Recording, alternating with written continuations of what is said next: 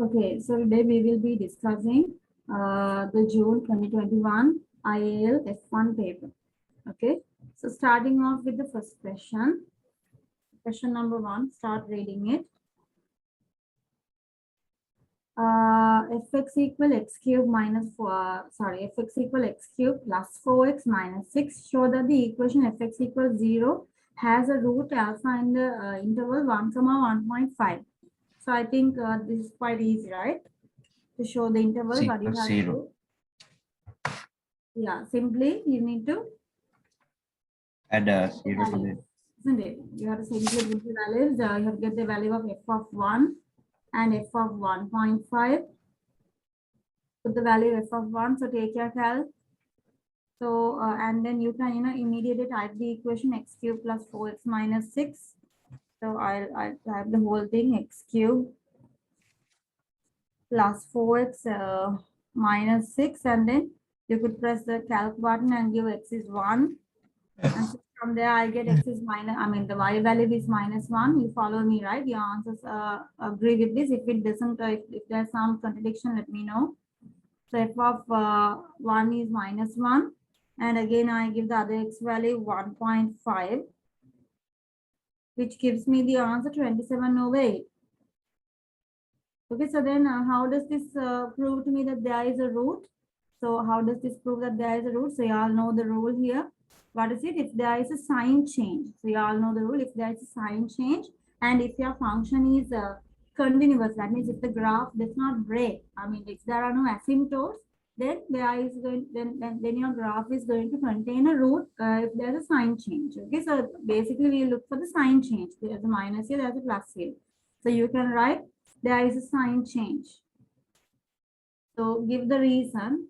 Just getting the answer is not enough. You need to kind of show your conclusion. So there is a sign change. There is a sign change. And graph is continuous is also children. You could use that word as well. Just to let you know, because if a graph is an asymptote kind of graph, you remember like the 1/x graph. Now these graphs also at these two particular points, you will get a sign change, because in here you will see the y value is negative. For this x value, y is negative. For this x, the y is positive. So you can get sign changes. If your graph, even if there is no root. Okay, so I think that those are special situations that you have learned in, I think if you remember in the F1 book, you can remember sign change can happen, but there might be cases where there might not be a root also. But the most important rule is that there is sign change plus your graph must be continuous. Okay, and you can write that as well. There is a sign change and graph is continuous. Better to write that, children. Continuous means the graph doesn't break. Okay. Okay, in that case, definitely there has to be a root. In the interval, you can say sign change and graph is continuous. In the interval, you could say 1 and 1.5. Something like that. Okay. Simply 2 marks, but you need to write this down. This statement carries 1 mark. Okay. Do not forget this statement. This statement carries 1 mark. Okay. So this was part A. Moving on to part B. Okay. I hope it's clear with everyone. Taking 1.5 as the first approximation. Apply the Newton-Raphson process twice. Can you see they wanted to apply it twice to fx to obtain an approximate value of alpha. Give your answer to 3 decimal places. Show you're working clearly, right? So they want you to apply the Newton-Raphson process. So let's apply the Newton-Raphson process. First of all, you need to remember the Newton-Raphson formula. So what's the Newton-Raphson formula? Newton-Raphson formula, xn plus 1 equal xn minus fxn over f dash xn, right? Is this correct, children? Can you remember this formula? This is the Newton-Raphson formula. So you need to put your values here. So they have given you here the first approximation, right? Taking 1.5 as the first approximation, which means 1.5 is x0. Can you all remember? these things. I hope you guys have gone through your books. If you all need to ask something, please ask. Okay, x naught Yeah, is 1.5, okay. isn't it? So then, Budala, Nice. they'll ask you to apply the Newton-Raphson process twice, which means you'll have to do this. I mean, you'll have to use 2 iterations.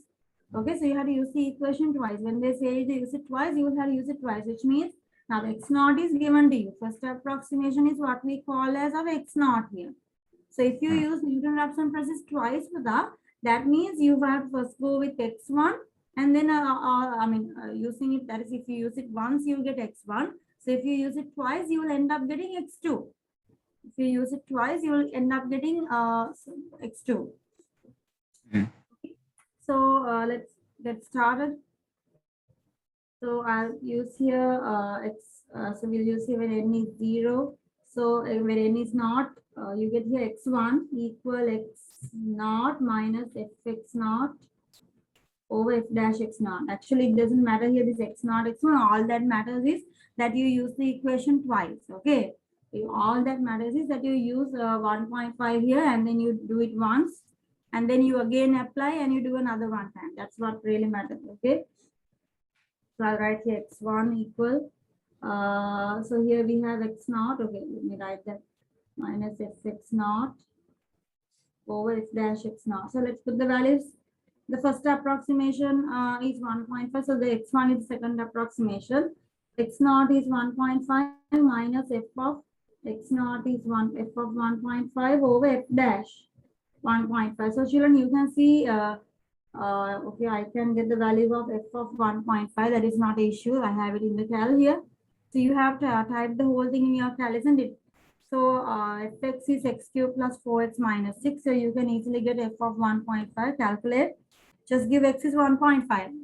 Right? I mean, we have even found it, isn't it? There's no need to find it again. I'm sorry.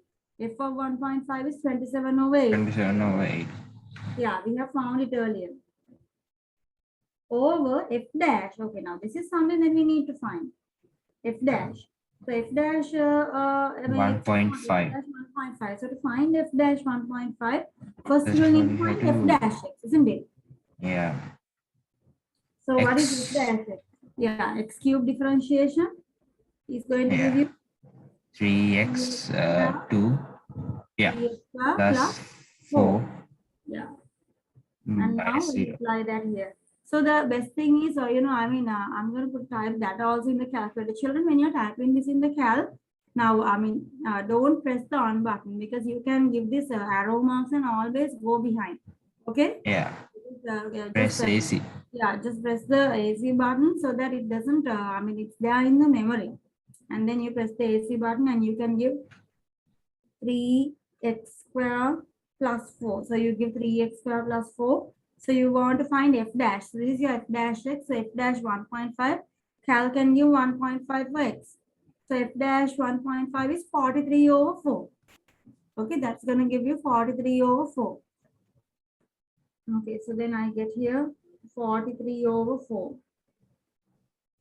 Okay, so now it's just a matter of typing the whole thing in the cal. So why did you get n equals 0? Sorry? N equals 0, xn plus 1. This is the Newton-Raphson formula. Hari, but then n equals 0 can be I'm sorry? n equals 0. They use n equal 1. Is that what you're saying? In the book? No, you now n equals 0 here. Yeah, n equals 0 is to apply to the equation. So I can find the first x1.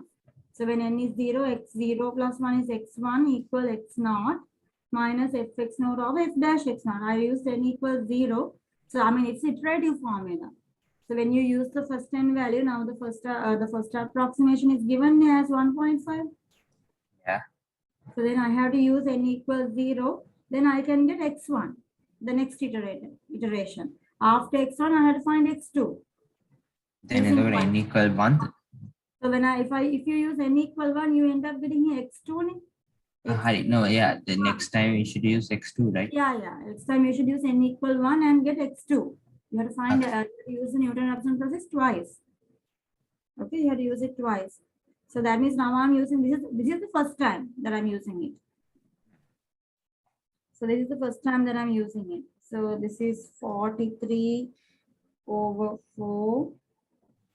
Okay, so I get the answer, right? So I get 51 over 43, which is something like 1.186. So let me put the exact value. 51 over 43, which is what I get. So I get 51 over 43 for my x1. Okay, but this is this is when I use Newton-Raphson once. So they very clearly they mention us that we need to use it twice. Use the Newton-Raphson process twice. So using it twice, children, which means I will go for another iteration. So I'll go for another iteration. That means now earlier I used n equals 0 and I got x1. Now I'll use n equals 1 and I'll get what? So I'll get here x1 plus 1, which gives me x2. Is that clear? But here x2 and 1 plus 1 is x2. That's the second iteration. Equal x1 minus fx1 over f dash x1. So x1 value is found here. So x1 value x1 is 51 over. all those values there. So x1 is 51 over 43.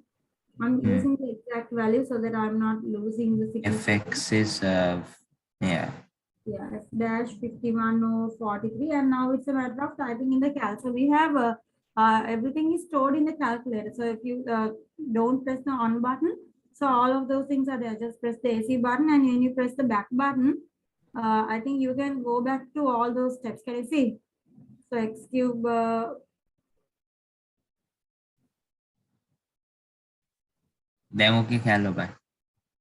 Yeah, so here we can see both the equations are there. Okay, so x cube plus 4x minus 6 is our fx.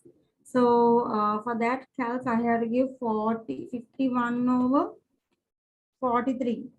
51 over 43, and I can get the value of fx here. So fx is 0.412605. 0.412605. So use a little bit extra decimals, so it's safer. 0.412605, and then f dash. So f dash again, I'll have to go keep searching for f dash. See, f dash is there in the calc. So when I press this around 3-4 times, I find 3x square plus 4. So this was f dash x. So this is also calc, and give x is 51 over 43. So that gives me the answer 8.22011. 8.22011. After that, was let's check it, 8.2201189 or 9. So that's it. Now just it's a matter of typing this whole thing in the calc, and we'll get our x2. So that gives you the second approximation it gives you the Newton-Raphson process iterated twice. So 51 over 43 minus 0.412605 over 8.2201119, isn't it? So typing the whole thing in the calc, and you get your final answer 1.1358. So I think they want the answer correct to 3 dB, right? 1.136. So this is your alpha, and this is the answer of the Newton-Raphson process. Give your answer to 3 dB. Find an approximate value of alpha. So it's done. The approximate value of alpha is 1.136. Okay, so I'll move on to the next part. Okay. So then moving on to part Roman number 2. Moving on to Roman number 2. Gx equals 4x square plus x minus tan x, where x is measured in radians. The equation Gx equals 0 has a single root beta in the interval for 1.4, 1.5. Use linear interpolation on the values at the end points of this interval to obtain an approximation to beta. Give your answer to 3 decimal places. Okay, so here they say to use interval, they ask you to use linear interpolation. Okay, so let's use it twice. Let's use it the linear interpolation. So actually remember what it is, right? The method of linear interpolation is similar to the method of similar triangles. So anyway, what you do is first you have to get the value of G, the 1.1, 1.5. So G 1.4 and G of 1.5. The first thing you do is to find those two values. So you take your cal, once again, you everything. And make sure your cal is in radian mode. Before you type the equation 4x square plus x minus tan x, be sure your cal is in radian mode. Otherwise, your answers will be wrong. Okay, 4x square plus x minus tan x. So you type this. 4x square plus x minus tan x, and then you press calc and give x is 1.4, and that gives me a value something like 3.44211. 3.44216. So use a little bit extra decimals. Okay, we want our final answer 3dp, so you'll have to use a little bit extra decimals to make sure that your answer is correct. And then 2.663. So the other one, G of 1.5. So cal can give x is 1.5, and you get the answer minus 3.6014199. Minus 3.6014.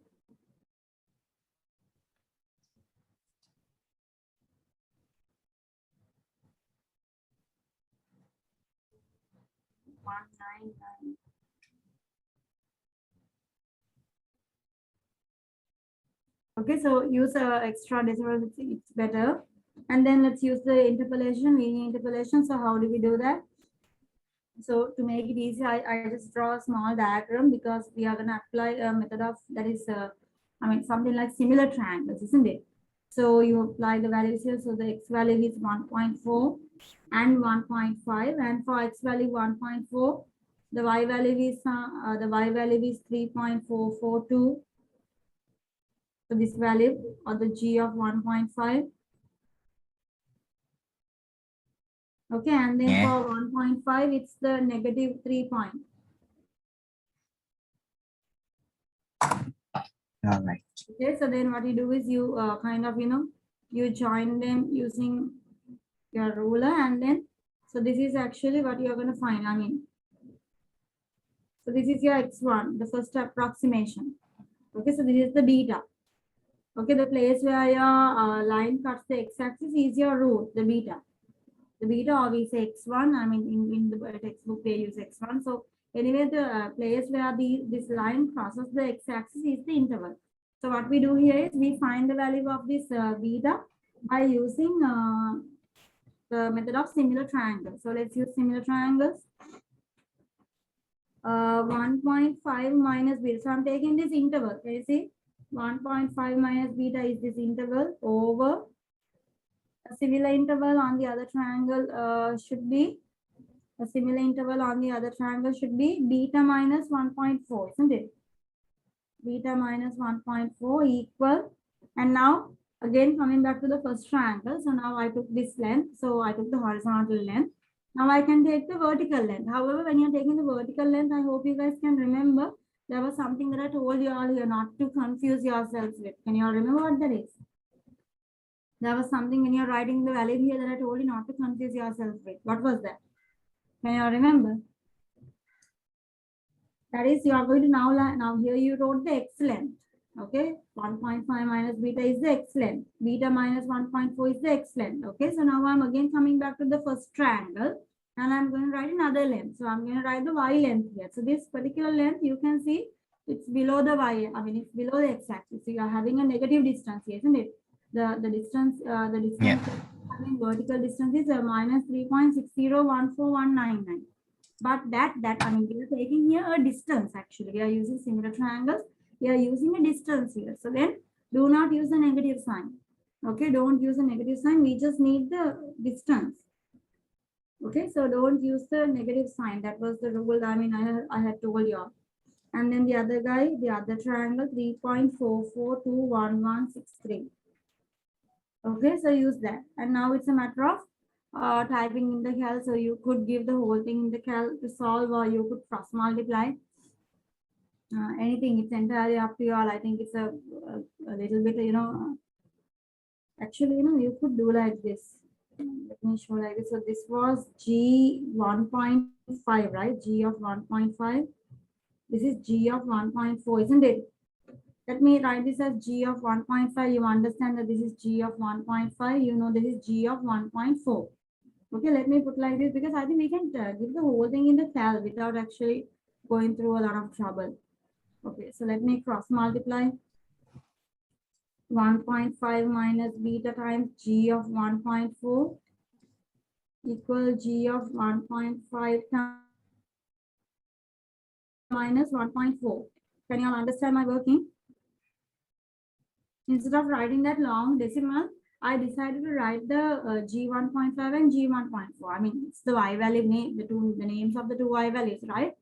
So I just gave it like that because I think it's easier for us to make. It's kind of time saving. Beta times G1.5 minus 1.4 times G of 1.5. Take all the beta terms to one side. Take all the beta terms to one side and take the normal numbers to the other side.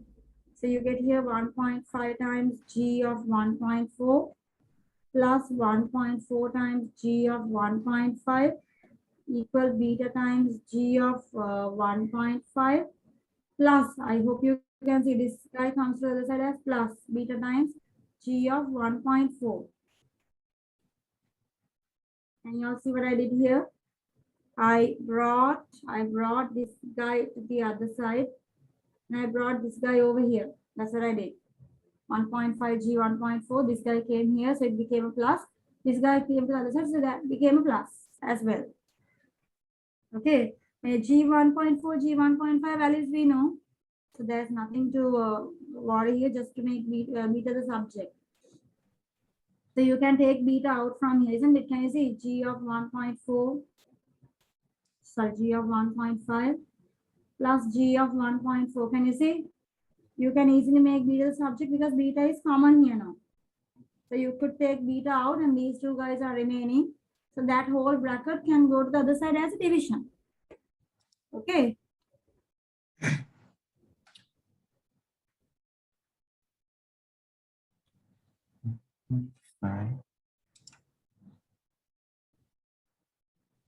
Does it look a little bit confusing?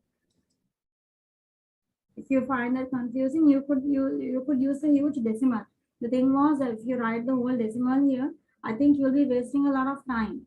You write 3.601499 and like this. I mean, you keep writing it in all these steps, which I think might waste your time.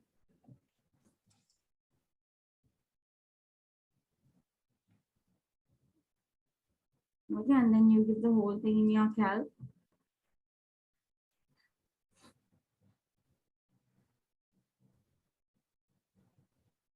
One 1.5 into G of 1.4. G of 1.4 was how much?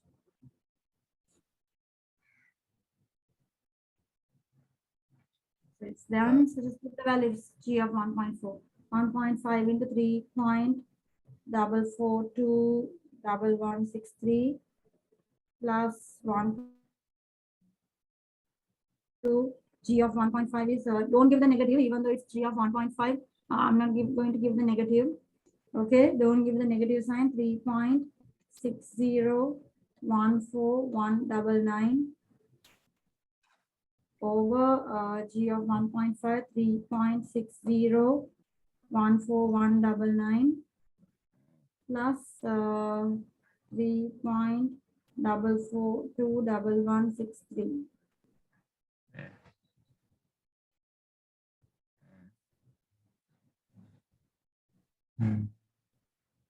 Yeah, so this is the answer, 1.4488. Did you get something like this? 1.448, so 448, something like this. Check the values, 1.4488. 69. So they want the answer of beta to how much? To 3 dp. So give your answer of beta to 3 dp, 1.449 to 3 dp. So this is the answer of beta. So actually, if you find this to be confusing, I mean, you could actually give the first part itself in your cal, but it might Depending on the cal, it might take a little bit of a longer time. You could give this equation itself, how to give it right in the cal.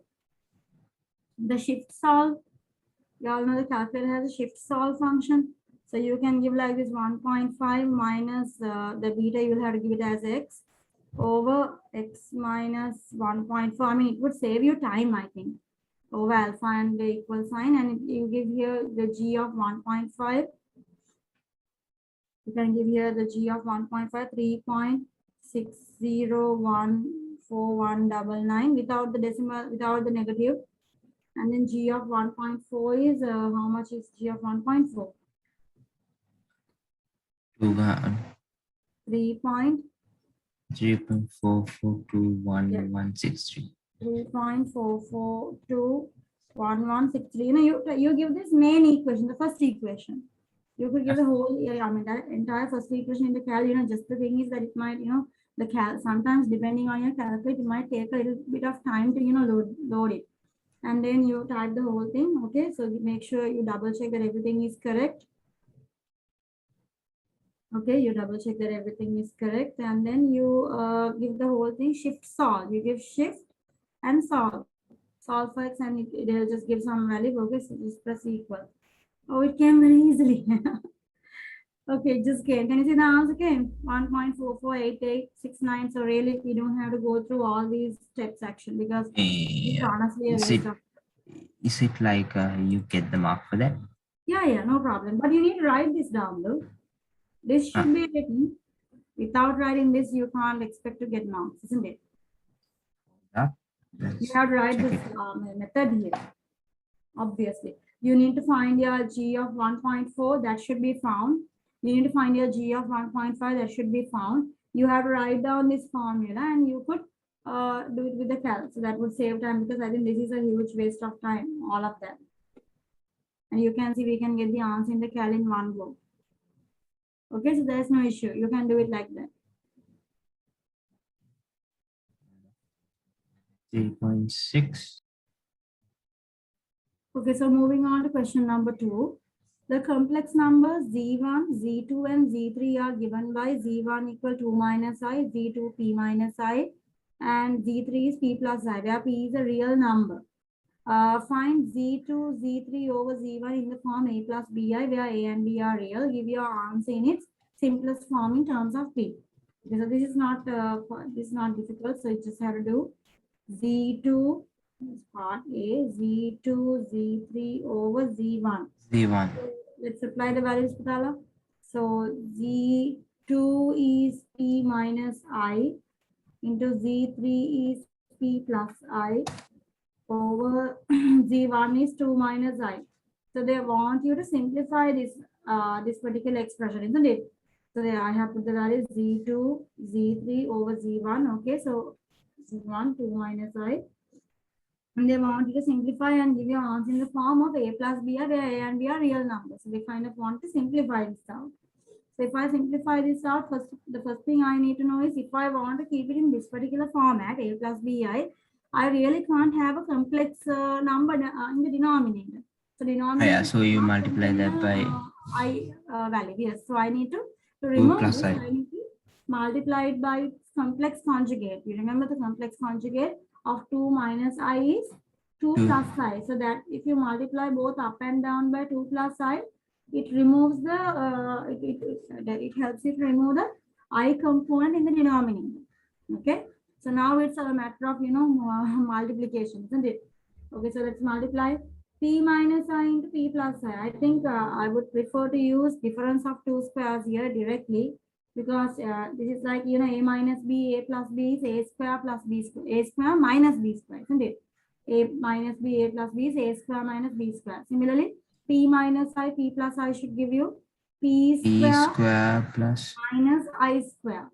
Yeah, it's P square minus I square times there is a 2 plus I. Even in the denominator, it's 2 minus I, 2 plus I, which is difference of two squares again.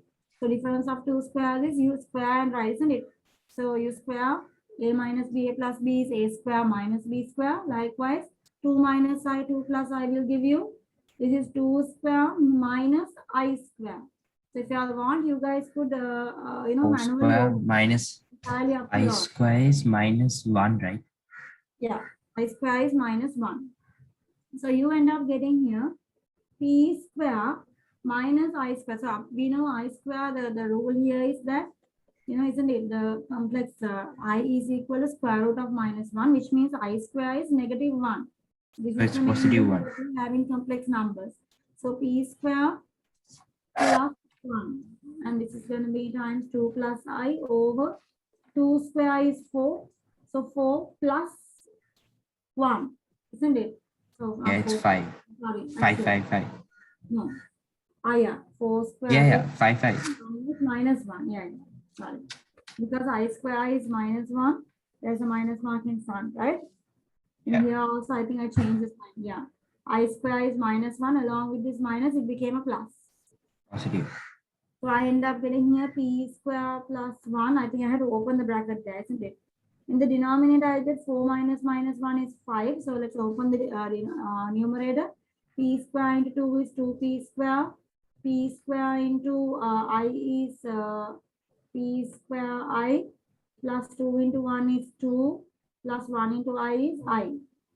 So it's just a matter of, separating everything. I mean, separate the real and the imaginary because they want us very clearly here to separate. So 2p square plus 2 is the real part. And if I take the I here, p square plus 1 is the imaginary part. And you could separate out the 5. So I took the 2p square plus 2 separately, p square I plus I separately took the I out. So this is what we get. Give your answer in its simplest form. Okay, simplest form. I could simplify this a little bit more. I could take the 2 out. So this is the kind of like the simplest form, isn't it? So this is the real plus the imaginary. So give your answer in its simplest form in terms of P, 3 marks. Okay, so it's quite simple. Just it's just a matter of simplification. Okay, so moving on to part B, Calmo 1. Given that modulus Z2, Z3 over Z1 equal to root 5, find the possible values of P. So I think you guys know how to get the modulus, isn't it? The modulus of, if you have a complex number Z equal A plus or X plus IY. So modulus of Z is X square plus Y square root, isn't it? So you just take the real component square plus imaginary component square, whole thing square root. So that kind of gives you the distance. I mean, your X plus IY is a coordinate, isn't it? So it measures the distance from the center to your coordinate. It measures the distance. That's what it does. This is actually Pythagoras theorem. Okay.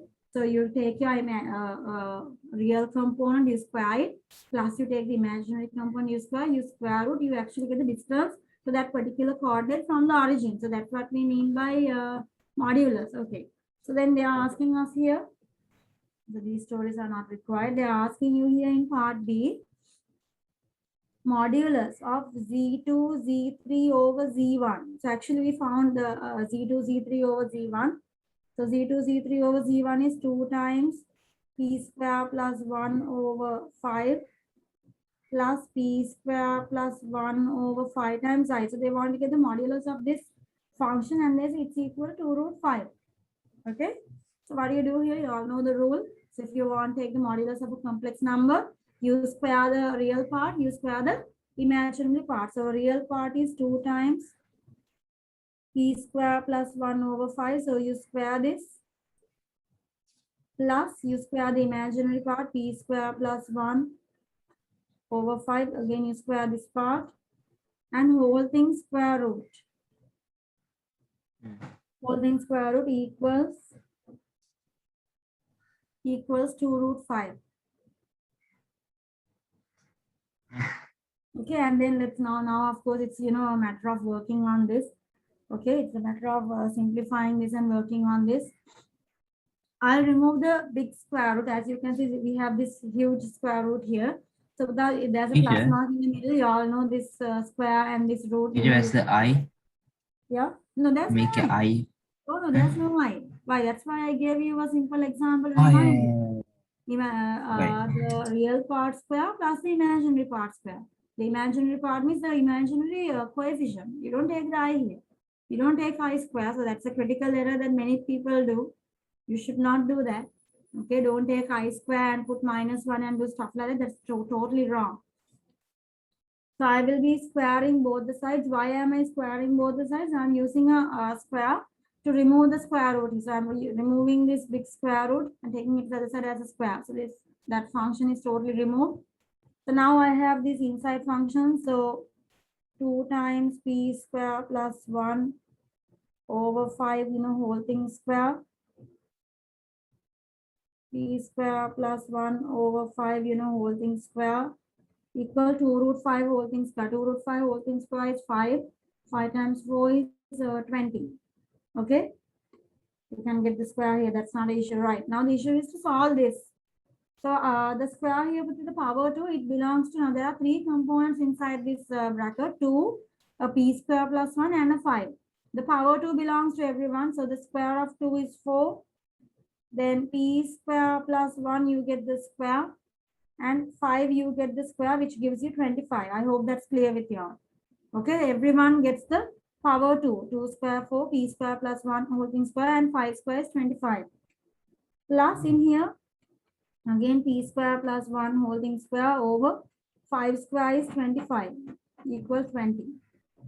Okay, so now what I could do is, I think I can see my denominator is common. So let me take it as a common denominator.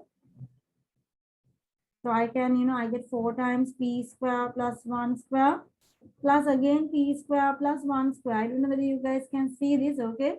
Of course, the 25 can go to the other side. I'm multiplying with 20. But do you see what happens with the numerator here? There's a p square plus 1 whole thing square, 4 of it. And here there's a p square plus 1 square. I mean, that's just, that's just 1 of it.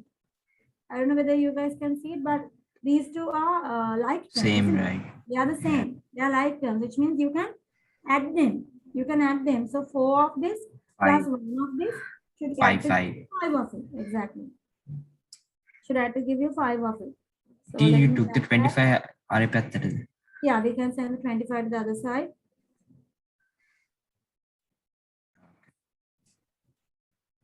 So 20 multiplied by 25, and actually I'm trying to make p the subject. So I'll remove the 5 also. 20 times 25 over 5.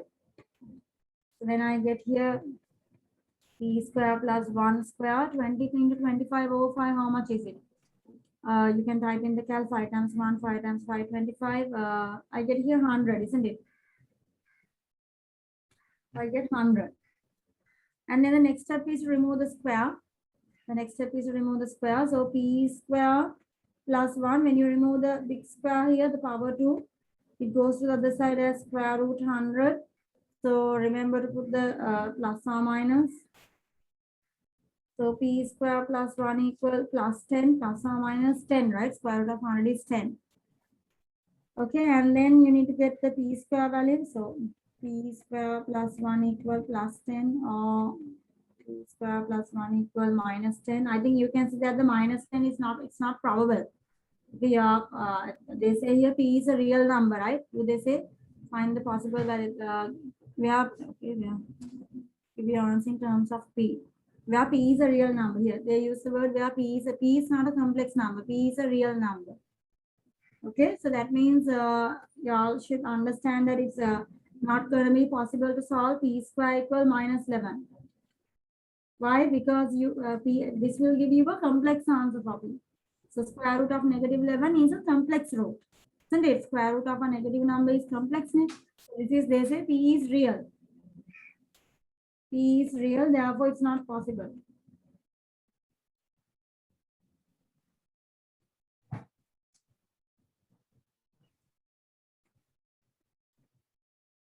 Okay, it's not possible since p is real. So you can't go in this path. So go in the other path. So p square equal 10 minus 1 is 9. So p equal to square root of 9. Remember to put the plus or minus again, and we get p equal plus or minus 3. So we get 2 possible options. We get two possibilities for the value of p. So we get 2 possibilities. They're all, yeah, find the possible values of p. So p is plus 3 or p is minus 3. Okay, question number 3. The triangle T has vertices 2, 1, 2, 3, and 0, 1. The triangle T dash is the image of T under the transformation represented by the matrix. Okay, so you have this transformation matrix. Find the coordinates of the vertices of T dash. Right, so how do you get that? Dash one. So the rule, yeah, remember the rule, transformation matrix into the object coordinates gives the transformation matrix multiplied by object coordinates gives the image coordinates. Yeah. Okay, so transformation matrix is given. Transformation matrix is 0, minus 1, 0. Multiplied by your object coordinates. So there is a way to write the object coordinates. You write them as a column vector. So objects, the object coordinates are 2, 1. Write it down as a column vector. 2, 1. Second coordinate 2, 3. Coordinate B. Coordinate C 0, 1. And then it's time. Okay. You can't write it the other way. You cannot switch these two. No. I mean, 2, 1 venom, 2, 3 venom, 0, 1 venom. Yeah, if you want 2 rows, 3 columns, you could take the transformation matrix Single. with each one of these coordinates alone. But that is a time. I mean, it's taking time. So what I do is, children, since all the values are given here, I would go for the cal because all the values are the values are all given. So just go to your cal, go to mode, and go to your cal in matrix mode. If you want, you could do the multiplication manually. Absolutely no problem. So math A, matrix A is 2 by 2. So which is 0, 1, minus 1, and 0. So this is matrix A. You give that and then shift matrix. If you go to number 2 data, matrix 1 is there. It's stored in the cal now. Shift number 4 matrix and you go to number 2 data. And now I have to give my second matrix, number 2, mat B. Mat B is 2 rows by 3 columns. So dimension is 2 by 3. 2 by 3 is number 4. So 2 by 3, this is 2, 2, 0, 1, 3, 1. If you find that you are much faster doing this manually, do manually. I have no issue. Just get it done. Okay. So then go shift matrix and now we multiply mat A with mat B. So number 3 mat A multiplied by shift matrix, number 4 mat B. Can you see mat A multiplied by mat B, and immediately it gives you the answer, the image coordinates. So your image coordinates are 1, minus 2, 3, minus 2, and 1, 0. Okay, so the answers are 1, minus 2, 1, minus 2, 3, minus 2, and 1, 0. So that means, I mean, this is the matrix. So the coordinates you will have to give, please give all the coordinates of the vertices of T dash.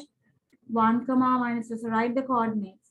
1, minus 2, 3, minus 2, 1, 0. Make sure you write the coordinates because they want to see the coordinates. So writing the answer for the matrix is not enough. Writing them, this format is what they require. Okay. The multiplication you could do with the cal or you could do manually. It's entirely up to you. No issues. Just whatever is the fastest. Whatever is the fastest. You just have 2 marks. Kiss the cal is fastest. So part B. Moving on to part B. Describe fully the transformation represented by P. So that means you need to describe what's happening via P. So 0, minus 1, 1, 0. So y'all know the rule here. We always compare this, whatever the transformation we do with the original, with our identity matrix, 1, 0, 0, 1. So we compare the difference between the identity matrix and this given guy to see what kind of a transformation has taken place. So I'll draw a diagram here. So I'll draw the diagram. The red color diagram is the original one. So 1, 0. So treat them like coordinates. 1, 0 is the first coordinate. 0, 1 is second coordinate. So that's our original identity matrix diagram. So 1, 0 is the over here, isn't it? 1, 0. 1, 0, 0, 1 is over here. Right? So x is 0, y is 1. So I'll mark it with 2 arrows. So now what I do is I first draw the identity matrix. And then what I do is I draw the second set of coordinates, 0, minus 1. 0, minus 1 is the first line. So that comes over here, isn't it? 0, x is 0, y is minus 1. That comes over here. And then the other one is 1, 0. 1, 0 means the double arrow line has come on top of this line, isn't it? So now you need to ask yourself, shall I draw it separately? So this has transitioned to the other one. So 0, minus 1. And then 1, 0. So the first one I draw it with a single headed arrow, and 1, 0, the coordinate I mark with a double headed arrow. So what you need to do is compare between these two diagrams to see what is the transformation. So what has happened here? What is the how do you say? I mean, what have you done here? So I think you can see what It's a rotation 90. Rotation. It's a rotation. You can see the arrow has moved. It's a rotation. 90 degree. Clockwise. 90 degree 90 clockwise. And you need to also say one more thing. Rotation 90 degree clockwise. About where? About the 0, 0. 0, 0, the origin. So you have to say all those things. Rotation 90 degree clockwise, origin. So all those things need to be there in your sum to be in your answer to make it complete. Okay. Or you could even say rotation 270 degree anti-clockwise. You can take it anti-clockwise also. Both are correct. Okay. Rotation 270 degree anti-clockwise about the origin. No, you could say rotation 90 degree clockwise.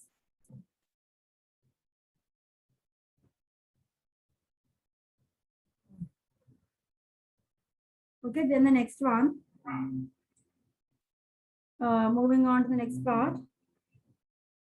The matrix, the 2 by 2 matrix Q represents a reflection in the x-axis, and the 2 by 2 matrix R represents a rotation through 90 degree anti-clockwise about the origin.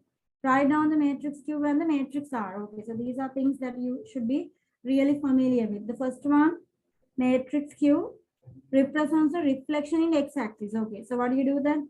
First, you draw the original 1, 0, 0, 1. Draw 1, 0, 0, 1. So 1, 0. Double headed arrow 0, 1. So what do you do now? This guy, you need to reflect this on the x-axis. So you have to reflect on the x-axis. So this is the x-axis. So I think you can see what happens when you reflect on the x-axis. So when you reflect on the x-axis, I can see my single-headed arrow does not change because it is on the axis. It doesn't change. The 1, 0 point does not change, isn't it? But when you're reflecting on the x-axis, the double-headed arrow will be reflected down. The double-headed arrow will be reflected down. So the distance here is 1 unit. So when you reflect it, when it reflects, it comes 1 unit onto the negative y-axis. So you come onto this side, double-headed arrow, and your coordinate is 0, minus 1 now. I hope you guys can see the its coordinate here, isn't it? So you had here 1 unit on the y-axis. So you reflect, it's coming to the other side, 1 unit on the negative y-axis. So 0, minus 1. Okay. So that is the matrix Q. So you can write down matrix Q. Matrix Q is the first you write, always you write the coordinate of the single-headed arrow first. 1, 0, then the double-headed arrow comes 0, minus 1. So 1, 0, 0, minus 1. This represents a reflection in x-axis. Okay, that represents a reflection x-axis. So that's done. The next one, you have to find matrix R. Matrix R represents a rotation through 90 anti-clockwise about the origin. Okay, let's get that done. So again, I'll draw my original diagram. The 1, 0, 0, 1 is our main diagram. Single-headed arrow at 1, 0. Double-headed arrow at 0, 1. Okay, so these are coordinates. So now what am I doing? My the next order of business here is to rotate it. They ask you to rotate it 90 degree anti-clockwise about the origin. So 90 degree anti-clockwise means you take it the other way. So I think you guys can see the single-headed arrow, when you rotate it 90 degree anti-clockwise, it moves on to the y-axis, right? So, and the double-headed arrow moves on to the negative x-axis. So you rotate 90 degree anti-clockwise. So both of these guys will move. This guy comes here and this guy comes here. Can you see? And then write the coordinates. So the single-headed arrow is now on the y-axis, but the distance is simply 1 unit. So the distance doesn't change when you're rotating. The length doesn't change. Length is 1 unit here. The length of your line is simply 1 unit. So this becomes x is 0, y is 1, And here x is -1, y is 0. Can you all see? So you simply write the coordinates of your of the place, the position of your single-headed arrow and the double-headed arrow. So writing down the matrix R now. So matrix R, always write what? The single-headed arrow coordinate comes first. Single-headed arrow coordinate is 0, 1. The other guy is -1, 0. Okay, so simply just 2 marks for this. Write down matrix Q, write down matrix R. So that's all. Okay, matrix Q, matrix R. Okay, then moving on to part D, find matrix RQ. Okay, part D, find matrix RQ. So let's multiply RQ is, you multiply R 0, 1, -1, 0 with Q. Q is 1, 0, 0, -1. Okay, so either you can do it with the cal or you could do it manually, and entirely up to you all children. Okay, I think you can type in the cal, but I think I'll do this one manually. 2 by 2, 2 by 2. The resulting matrix is also 2 by 2. So that means this first matrix gives the rows. If you're doing it manually, I'm saying, huh? Otherwise, you could type this whole thing in the cal and get the answer. I really don't mind. So whatever is 0. whatever you prefer. So 0 into -1 is 0. The first element you take by the first row and the first column. The first row. So you take rows from the first matrix and you take columns from the second matrix. I'm doing the manual method now. You guys can really do with the cal if you all want. So the first element comes by the combination of row 1 and column 1. So 0 into 1 is 0, -1 into 0 is 0. So first element is a 0. Then the second element comes by using the first row, because it's row 1, and using column 2, row 1 and column 2. So row 1 and column 2. So that gives me row 1 and column 2. 0 into 0 is 0, -1 into -1 is +1. So second element is +1. Then moving on, third element, it's on the second row. It's on the second row, first column. So second row, so you have to take the second row from the first matrix and first column. So second row, first column, 1 into 1 is 1, 0 into 0, 0. So just you get 1. Okay, and then the final one, the final element is on row 2, column 2. So row 2, column 2. So this is the manual method. Okay, 1 into 0 is 0, 0 into -1 is 0. So you can use any method, whatever is faster for you. If you find the cal is fast to do that, if you find manual is fast to do that, but make sure you know the manual method at the end of the day, because you might get matrix multiplications with letters. In that case, the calculator will not be useful. So you really need to know how to do your matrix multiplication manually. So this is the matrix RQ. Okay, so you can erase the other working here. So matrix RQ is 0, 1, 1, 0. Okay, so let's move on to the next part. Give a full geometrical description of the singular transformation represented by the answer to part D. Okay, they're asking you to describe a geometrical representation of 0, 1, 1, 0. So once again, it's quite easy. How do you do this? So compare the difference between this guy with 1, 0, 0, 1. So compare, this is our original identity matrix. Compare the difference of this guy. Compare the difference of this guy with what you have drawn. So what have we drawn? We have drawn 0, 1. So the single headed arrow, the first one is 0, 1. 0, 1, and the double-headed arrow is at 1, 0. Okay. So the single-headed arrow is 0, 1 on the y-axis, 1, 0. The double-headed arrow is on the x-axis. So now you all need to think, children, from here to here, like from the original identity matrix to this particular point. What have they done? Is this a rotation? Is this a reflection? Is this an enlargement? So what do you see here?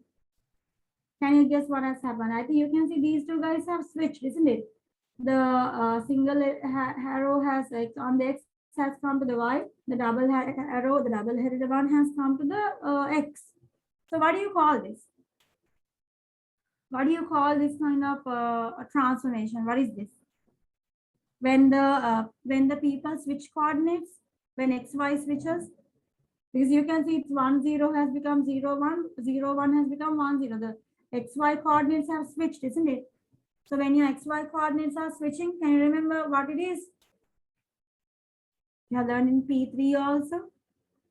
You have learned in P3 also. So when you switch coordinates and it goes to the other side, there is something we call for that. What is it? It's a reflection. It's a reflection on y equal x. So that is something that you really need to know about. See, when you reflect on y equal x, and you remember even in inverse functions. So in inverse function also, when you reflect on y equal x, the xy coordinates they switch, and actually the x-axis shifts to the y and the y-axis shifts to the x. So this is a reflection on y equal x. So the answer for part E, reflection on y equal x. So that's the answer for part E.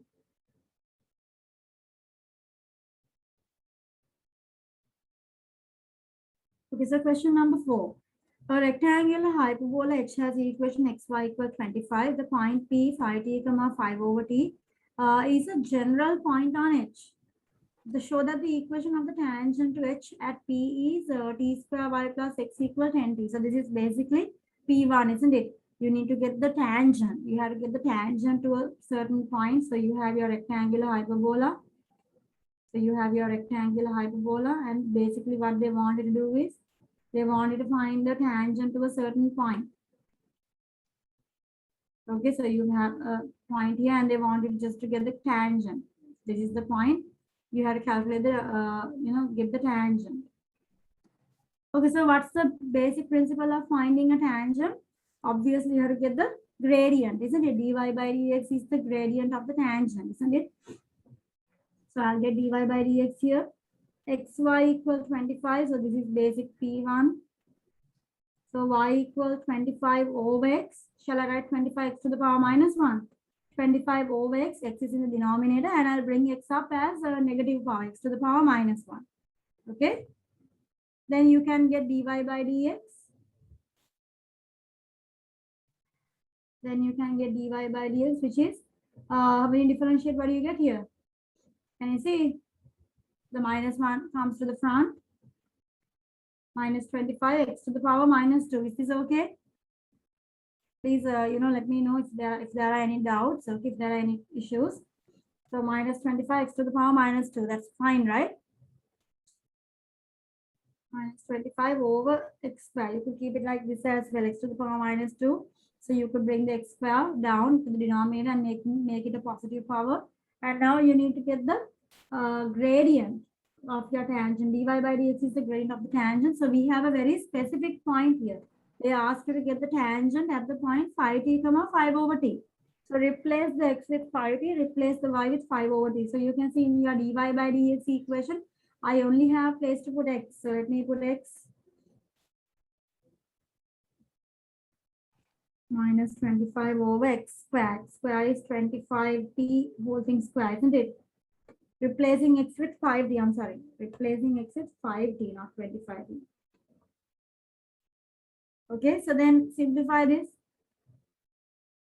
Minus 25 over 5t square. The square goes to both the figures. So 25t square. 25 cancels and you get dy by dx is minus 1 over t square. Is this okay? Parabola.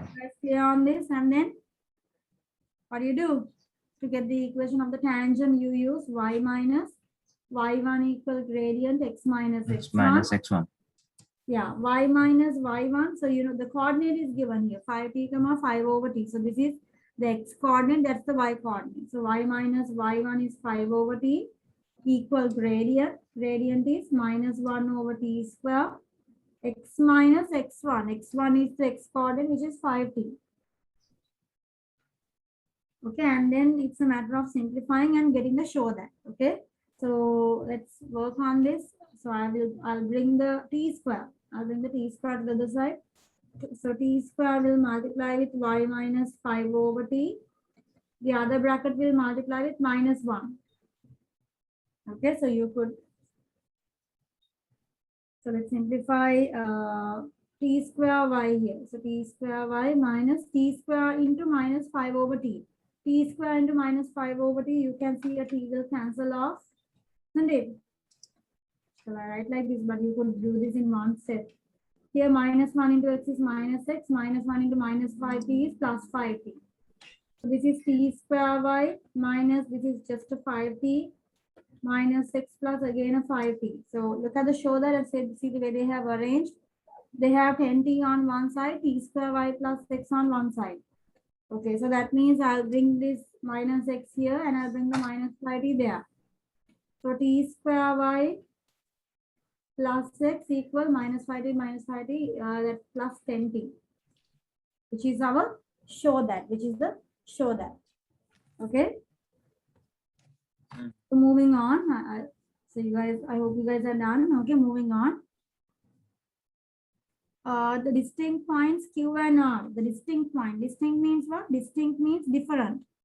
So they are different. They are not in. They are in two different places. The different points. The distinct points Q and R lie on H. Lie on the hyperbola. The tangent to the hyperbola at point Q and the tangent to hyperbola at point R meet at the point 15, minus 5. Find the coordinates of Q and R. Okay, so that's a little bit more challenging, isn't it? So, okay, so they say here, let me mark it kind of in the diagram. So they say the distinct points Q and R lie on the hyperbola. So you have two distinct points called Q and there's another one called R.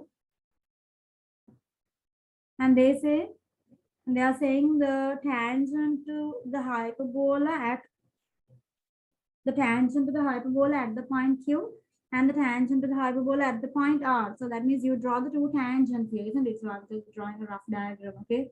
So these tangents, okay, they meet at the point R. Okay, so my diagram is not accurate. As you can see, I'm just roughly drawing. Okay, the tangent to Q and R, okay, meet at the point 15, minus 5. So actually you can see that it's not accurate. 15, minus 5. So I just roughly drew it because it doesn't look like 15 minus 5, isn't it? Find the coordinates of Q and R. Okay, your task is to find the coordinates of Q and R. So how do we do this? So I mean, like, you know, normally when you're doing a part B, you really need to use the help of, I mean, you can definitely use the help of what you've done in part A. So I think you can see in part A, now in part A, we have found the equation of the tangent to a general point. Can you see the word they use here? They say that 5t, 5 over t is a general point on the hyperbola, which means 5t, 5 over t can represent any point. That means it can represent any point on your hyperbola, meaning 5t, 5 over t, it can represent this point Q and it can represent this point R. The only thing you have to do is you have to get the correct t values. Okay, because the coordinates here, the coordinates on your hyperbola, they are depending on the t value. So every different point on your hyperbola will have a different t value. So if you know the t values, you can find the coordinates. So what you have to do here is the necessity here is you need to get the proper t values for coordinate Q and coordinate R. Q and R are on your hyperbola, which means if they are on the hyperbola, they need to obey this format 5t, 5 over t, because any coordinate on your hyperbola is supposed to obey this. They say it's a general point. A general point means it can represent anyone, including point Q and including point R, both of them who are lying on your hyperbola. Okay, so then you can see this tangent that you found. This is a general tangent. Why? Because your tangent is coming in terms of t. It's not a specific tangent. It's a general tangent. When you find your answers in terms of t, they are general, which means they can be applied for anyone, which means they can be applied. So that's really important. So that is the thing that we are going to use here, children. So what I'll do here is, I hope you guys can understand that they are saying that now these two tangents, we are going to draw two tangents, and we have a general idea of how the tangent should be. Okay, so I don't know the t values of Q and R, but I do know a tangent at Q and a tangent at R should have this format. The tangent at Q and the tangent at R has the format t square y. So in part B, tangent equation. Tangent at Q or R has the formula t square y plus 6 equal 10t. But that just depends on the t values. Okay, so t value. The t value is the thing that will separate these two equations and it becoming two equations. Okay, so I know the tangent at Q and the tangent at R. They must follow this format. The tangent should follow the format. And then what do we know? We know that these tangents meet at the point 15 comma minus 5. So that means what? It means 15 comma minus 5 is a point on the tangent, isn't it? You don't have to write this. You don't have to write this. I'm just doing it. 15 comma minus 5, it's a point on your tangent. So this point lies on top of the straight line. So if a point lies on top of a straight line, you can substitute that x and y value into your straight line, isn't it? So you can replace the x with 15 and y with minus 5 because this particular point is lying on top of this line. Okay. So I'll replace here t square times y is minus 5 plus x is 15 equal 10t. So what you end up getting here is minus 5t square plus 15 equal 10t. So when I take everything to one side, I can see it's all dividing by 5. Let me divide by 5. Dividing the whole thing by 5 gives me minus t square. 5 times 3 is 15. 5 times 2 is 10. So taking everything to one side, t square plus 2t minus 3. Okay. So then what do you do with Vidala? Okay, just keep on going. Simplify this. Okay. Okay, so t square plus 2t minus 3. So you can easily, you can easily factorize this. So I think you can type in the cal, it easily factorizes. What is it? Yeah, t equal minus 3 and t equal plus 1, isn't it? Which means t minus 3, sorry, t plus 3 and t minus 1. These are the two factors, isn't it?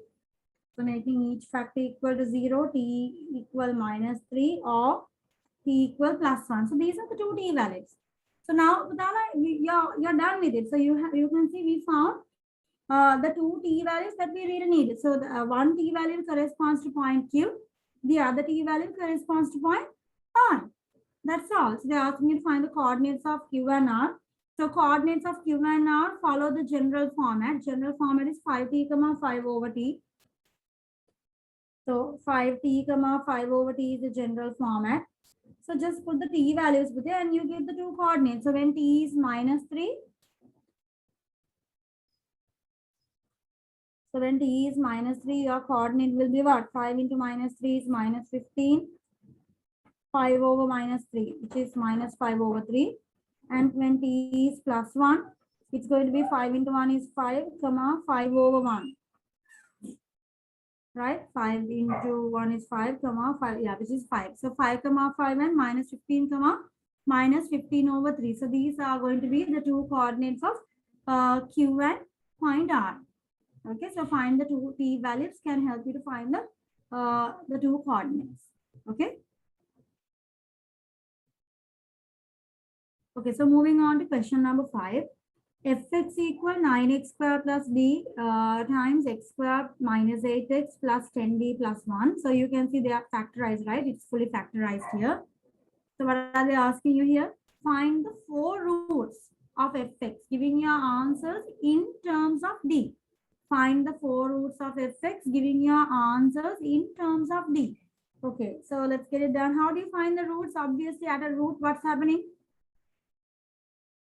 So what happens at a root? A root is a place where your graph cuts the x-axis, right? So those are the roots. So at a root, when you are finding roots, or at the point of a root, when you're cutting the x-axis, your y value is 0, isn't it? So when you're finding roots, it's the place where you cut the x-axis, which means that when you cut the x-axis, y value, the fx value is simply 0. So all you need to do is you have to make your 9x square plus b. So it's fully factorized, and x square minus 8x plus 10b plus 1. So this is fx and fx is equal to 0. So as you can see, it's already factorized. You don't have to do much work. So make each factor separately equal to 0. Okay, make each factor separately equal to 0. So you can make 9x square plus b equals 0. Or because it's factorized. Okay, because it's factorized. So you can make each factor equal to 0 separately. So you get like this. Okay, so now it's a matter of making X a subject, and they say here to give your answers in terms of D. So this is actually something kind of like what you do in P1. The only thing is that you're having letters here. So you need to make X a subject. So here in the first formula, 9x square plus b, making X a subject is not that hard, isn't it? Because you get here 9x square equal negative D. Okay, and they say here D is a positive constant. Huh? They use the word here, D is a positive constant, which means this is minus D means it's negative here. So x square equals what? So this gives me x square equal minus D over 9. X square equal minus D over 9, which means x equals to square root of minus D over 9. Are you guys with me? X equals to square root of minus D over 9. So you know, how do you simplify this? Are you all aware of the method of simplification? X equal plus or minus. So this is actually a root D over 9 into a root of minus 1. So you remember when you're taking a negative root, so you remember that this negative number, the negative root is actually a I, isn't it? So you get a complex answer here. So your answer here is x equal plus or minus root D over 9. Actually, you could write root D over 3 also. Root D over square root of 9 is 3. Without the root, you can write, and this is I.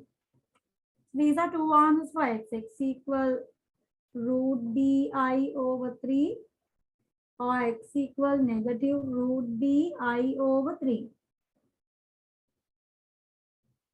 I hope you guys understood that. Okay, here what happened was there was a negative sign, and to remove the square, you put the root. So when you're putting the root, there's a separate plus or minus coming outside. But here you get inside the root, you get a square root of minus. The square root of a minus 1 means it's a I. It's a complex root. It's a complex root.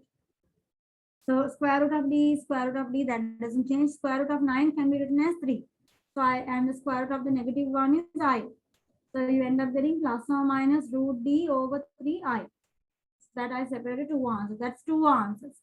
So they asked us to get how many answers? Find the 4 roots, because you have two quadratics here. Each quadratic will give you a pair of answers. So you have to get I got the answer from the first one.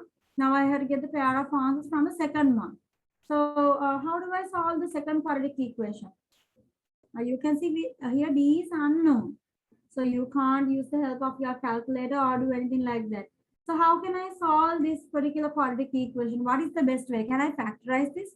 Do you think I can factorize something like this when there is unknown, another unknown letter? So what is the best way to go here? To solve this particular quadratic equation, what technique should I use? What technique should I use? You guys should answer me quickly. So because we have, when you're solving quadratics, you can either factorize, or you can either complete the square, or you can use the formula, isn't it? This is just a normal quadratic. Now here, of course, I didn't go in any of those methods because it was easy to make X a subject. There was only one X term here. So making X a subject was not that hard. But in the other equation, you can see that X is there in two places. It's a full quadratic where you have the middle X term also. So you can't just make X a subject here. Okay, you can't do this quadratic the way I did the first one. I hope you guys can see that. Yeah, so you can do this in two ways. Either you could complete the square, or either you could use the formula. Okay, you could complete the square, or you could use the formula. Shall I do completing square?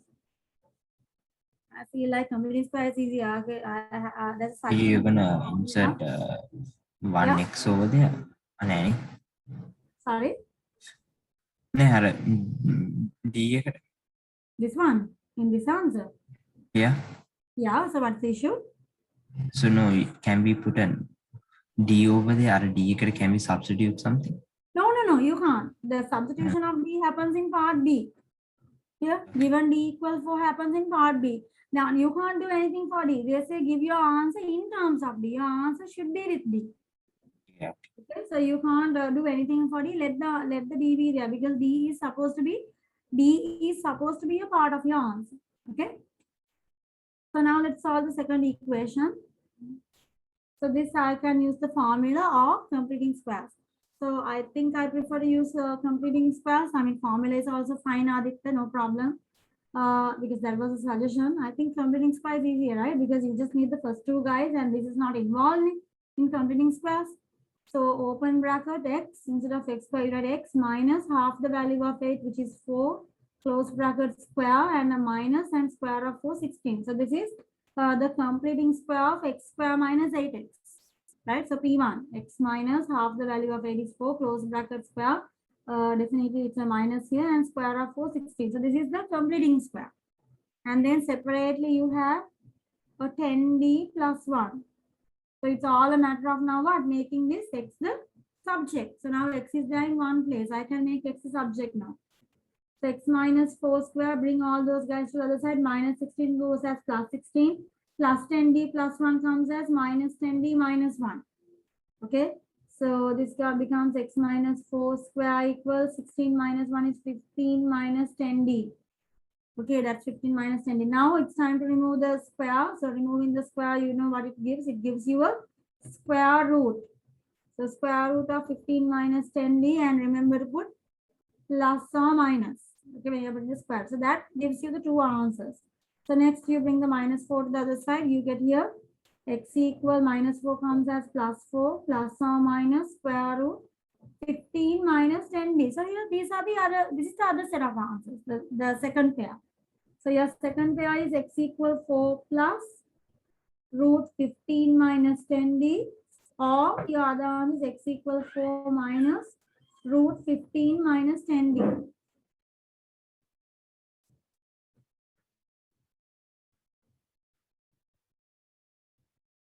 Can you all see? So these are the four answers.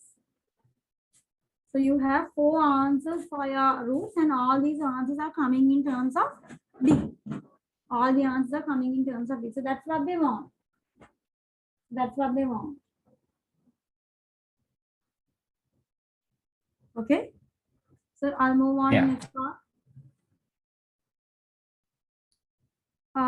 Given d equals 4. Okay. So now this is the place where I am going to substitute for that. Given d equals 4, express these four roots in the form a plus ib, where a and b are elements of real numbers. Okay. So that's easy.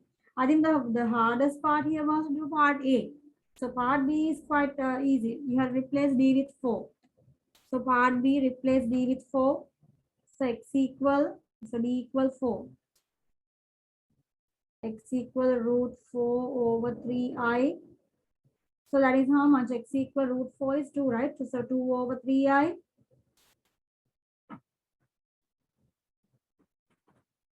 Or x equal minus 2 over 3i. And then what about when you put these 4 here?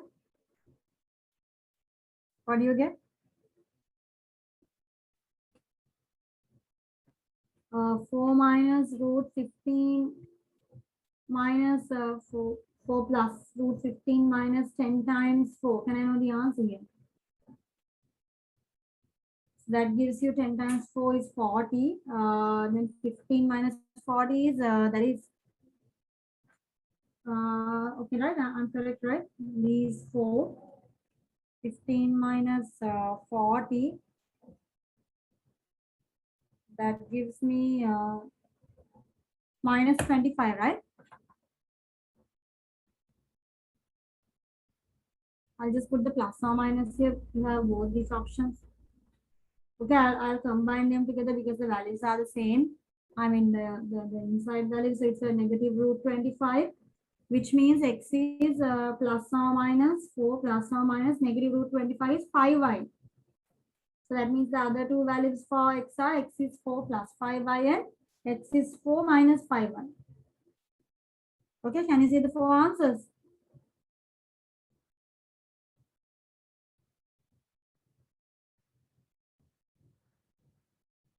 There are four answers here: plus 2 over 3i, minus 2 over 3i, and x is 4 plus 5i and 4 minus 5i. So there are four answers here. So putting d equals 4 into this is the easiest part here.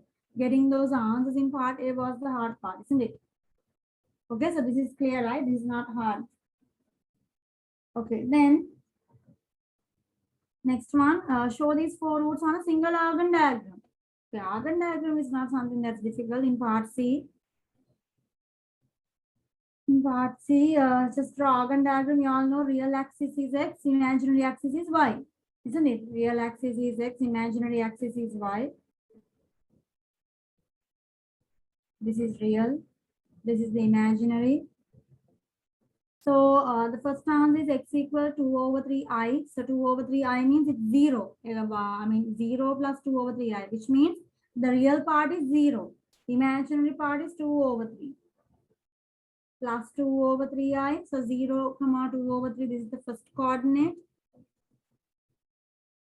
The second one will be 0, minus 2 over 3i. So I means it's on the imaginary axis. Okay, so this is the second coordinate. Because this is just 2 over 3i means it's 0. 0 plus or minus 2 over 3i. So 0 plus 2 over 3i means the real coordinate is 0, imaginary is 2 over 3.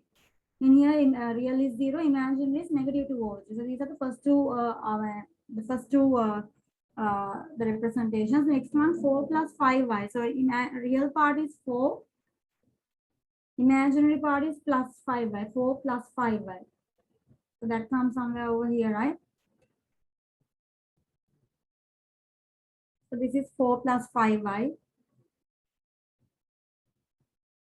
This is 4 plus 5y.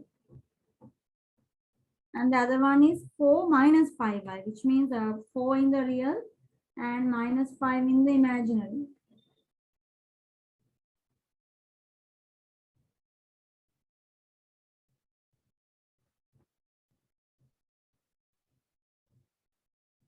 Four minus 5y. So this is the Argand diagram. Okay. Okay. Question number 6. The parabola C has Cartesian equation y square equal 8x. So it's a parabola, right? Y square equal 8x. The point P 2p square, 4p, and the point Q 2q square, 4q, where P and Q are not equal 0 and P and Q are not equal to each other, are points on C, are points on the parabola. Show that an equation of the normal to the parabola. C means the parabola.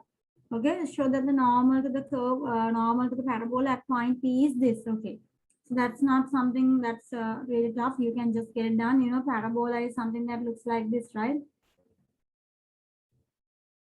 So you have two distinct points called point P and point Q on your parabola. Okay, so C means the parabola. So there is a point P, and they say there's another point Q. Okay, so they're asking you point P is 2p square, 4p, and point Q is, I mean, you don't have to draw any of these stuff, okay? You don't really have to draw anything. Show them the equation of the normal. So the equation of the normal means, you know, it's the line that it's not the tangent. The normal goes like this, right? Just to give you a visual idea of what's happening here. That's why I drew this, but you really don't have to draw it, okay? Right, so then let's get the normal anyway. The same method that we use in P1, P2. So if you want to get the equation of the normal, first you have to get what? You have to go through with the gradient of the tangent. You have to go with dy by dx because tangent and normal are perpendicular, isn't it? The tangent and normal are perpendicular. So first thing you do is you get your dy by dx, isn't it? So you have here y square equal 8x. Okay, you have here y square equal 8x. So I think you can work with y equal root 8x, right? So root 8x to differentiate, because you guys have not done the P3 differentiation yet. Otherwise, you could directly differentiate y square, which you will be learning in P3. Okay, in P3 you are learning how to differentiate even if there's a y square without taking the root. I mean, if you all know, I mean, I think you all don't know that, right? Okay, so then so we will be learning that in a week's time, I think. Okay, anyway, so y equals square root of 8x, and then in here we don't need to put the plus or minus. Okay, so we all don't need to I mean, work with the plus or minus. I'll show you why. I mean, here you get y equals square root 8 and square root x, which means x to the power half. Okay, square root 8 and square root x, and then just differentiate. Dy by dx is root 8 times half x to the power half. So it's half x to the power minus half. half x to the power minus half.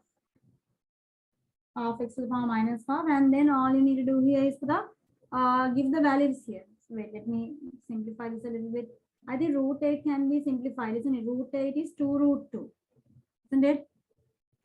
Root 8 is 2 root 2.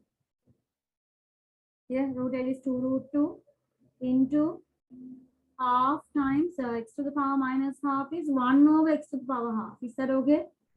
The negative power, and I just brought it down, okay, because I thought it's easier to simplify. So I can see here the 2 and 2 will cancel.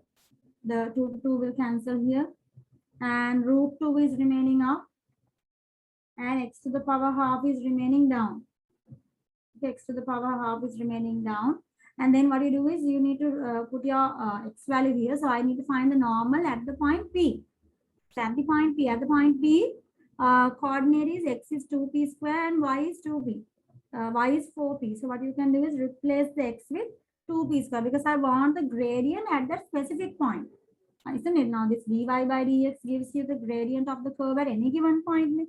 So I want the gradient at this specific point. What is it? I want the gradient at the point P. That is 2p square comma 4p. Okay, so that's why I drew it also here. I want the gradient at this particular point, replacing the x with 2p square. So gradient at P. So remember dy by dx is the gradient of the tangent at any given point on the curve. So gradient at P, that will give you dy by dx is root 2 over x was how much? 2p square, right? 2p square. 2p square x to the power half. So this is x to the power half. Okay, I hope you guys can understand x to the power half. So x is 2p square to the power half. So when you simplify root 2 over, so the power half will affect both the figures. 2 also gets the power half. P square also gets the power half. So p square into half, it should give you just the p. It should give you just the p. So root 2 over 2 to the power half. I think you guys know root 2 and 2 to the power half are actually what? It's the same thing, isn't it? Root 2 and 2 to the power half are the same thing. So it's 1 over p. So yeah, dy by dx, the gradient of the tangent at point P is 1 over p. So gradient of normal, because dy by dx is always for tangent, remember. Dy by dx is the gradient of the tangent. So gradient of normal, you just have to turn the thing reciprocally and change the sign, right? Gradient product is minus 1. So reciprocal and change the sign, so negative p. Okay, so is that okay? It's negative p. So gradient of normal is negative p, and now you will get the equation of the normal. So equation of the normal. See, they are giving you 5 marks here. Okay, so that's why it takes some time. So gradient of the get the equation y minus y1. So equation y minus y1 equal gradient x minus x1. So your coordinates of p actually, shall I write down here? Coordinates of p are 2p square comma 4p. P coordinates are 2p square comma 4p. These will then substitute, right? So y minus y1 is 4p, gradient minus p, x minus x1 is 2p square. Okay, so this is simply, it's the same thing you would do in P1, just that you're working with letters now rather than with numbers. So the method actually doesn't change. The simplification, you should be quite, cautious with that. Minus p into x is minus px, minus is plus, 2p square into p is 2p cube. Okay, how have they given the show that?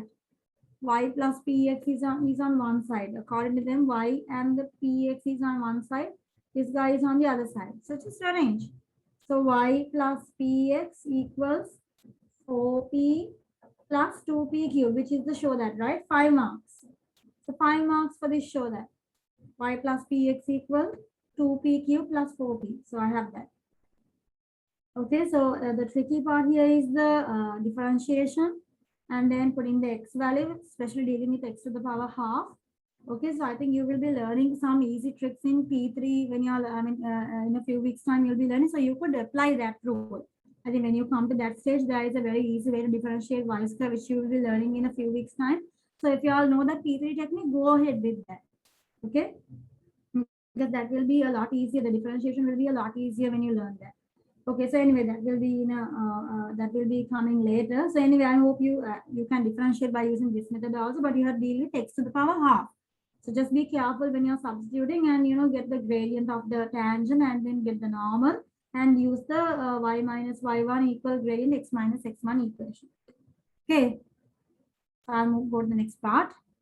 Then the next one they say part B, write down an equation of the normal to the curve at Q. Write down an equation of the normal to the curve at Q. Okay, what does that mean?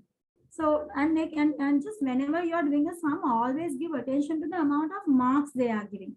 Because now when I see 5 marks here, I know that it requires a lot of work. 5 marks means I'll have to write a lot.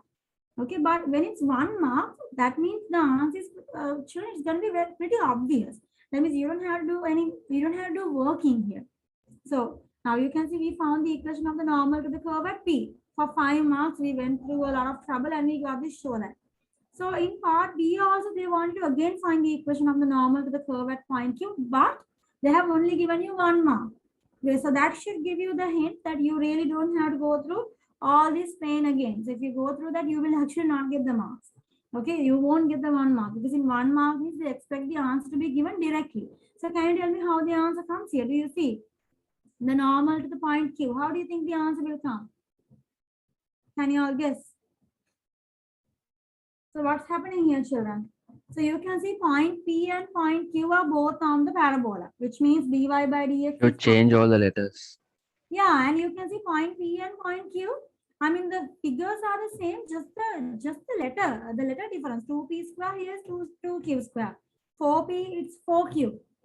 Can you all see that? That absolutely, it's just kind of the same thing, just the letter difference. The p and q is different. The difference between p and q. So here gradient at p should be, you replace it 2q square. So this should be 1 over q.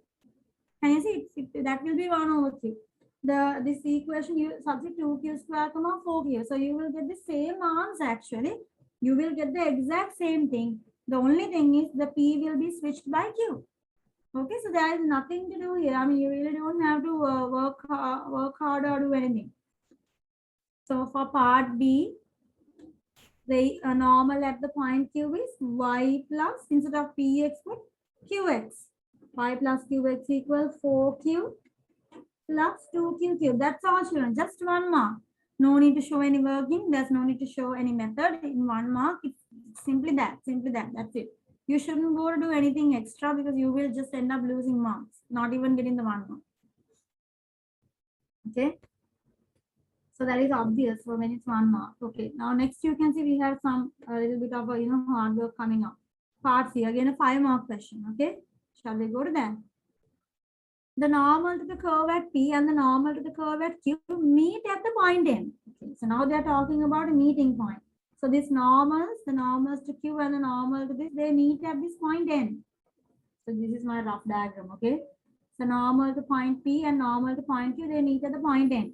Show that N has coordinates. Wow. So you can see it's a nice show that it's quite large, looking very complex, but it's not complex. Okay, it's not complex. It's just a matter of what? Solving.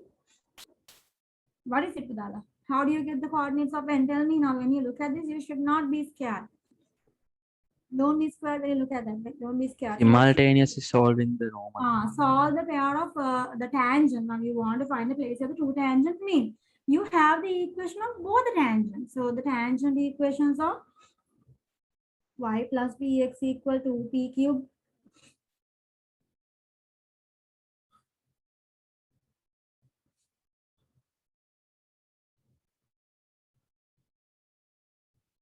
So you have the equation of both the tangents. So there's really nothing to worry here. All you need to do here is what?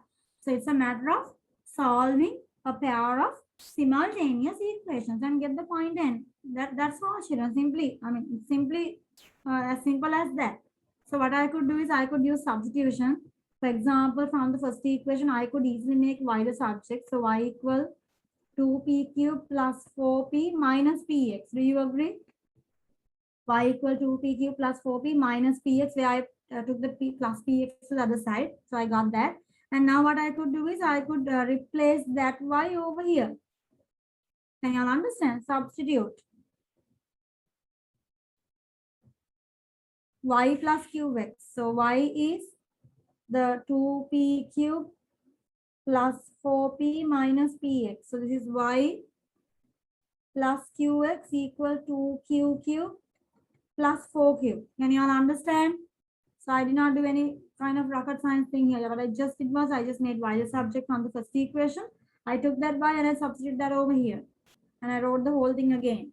Okay, so now my task is what I'm trying to find the x and y coordinates where the two tangents are intersecting. So what I'll do here is I'll give my focus to the points. I'll try to get the the x coordinate. So I think I can get these two guys here, right? Okay, so let's try to get the answer.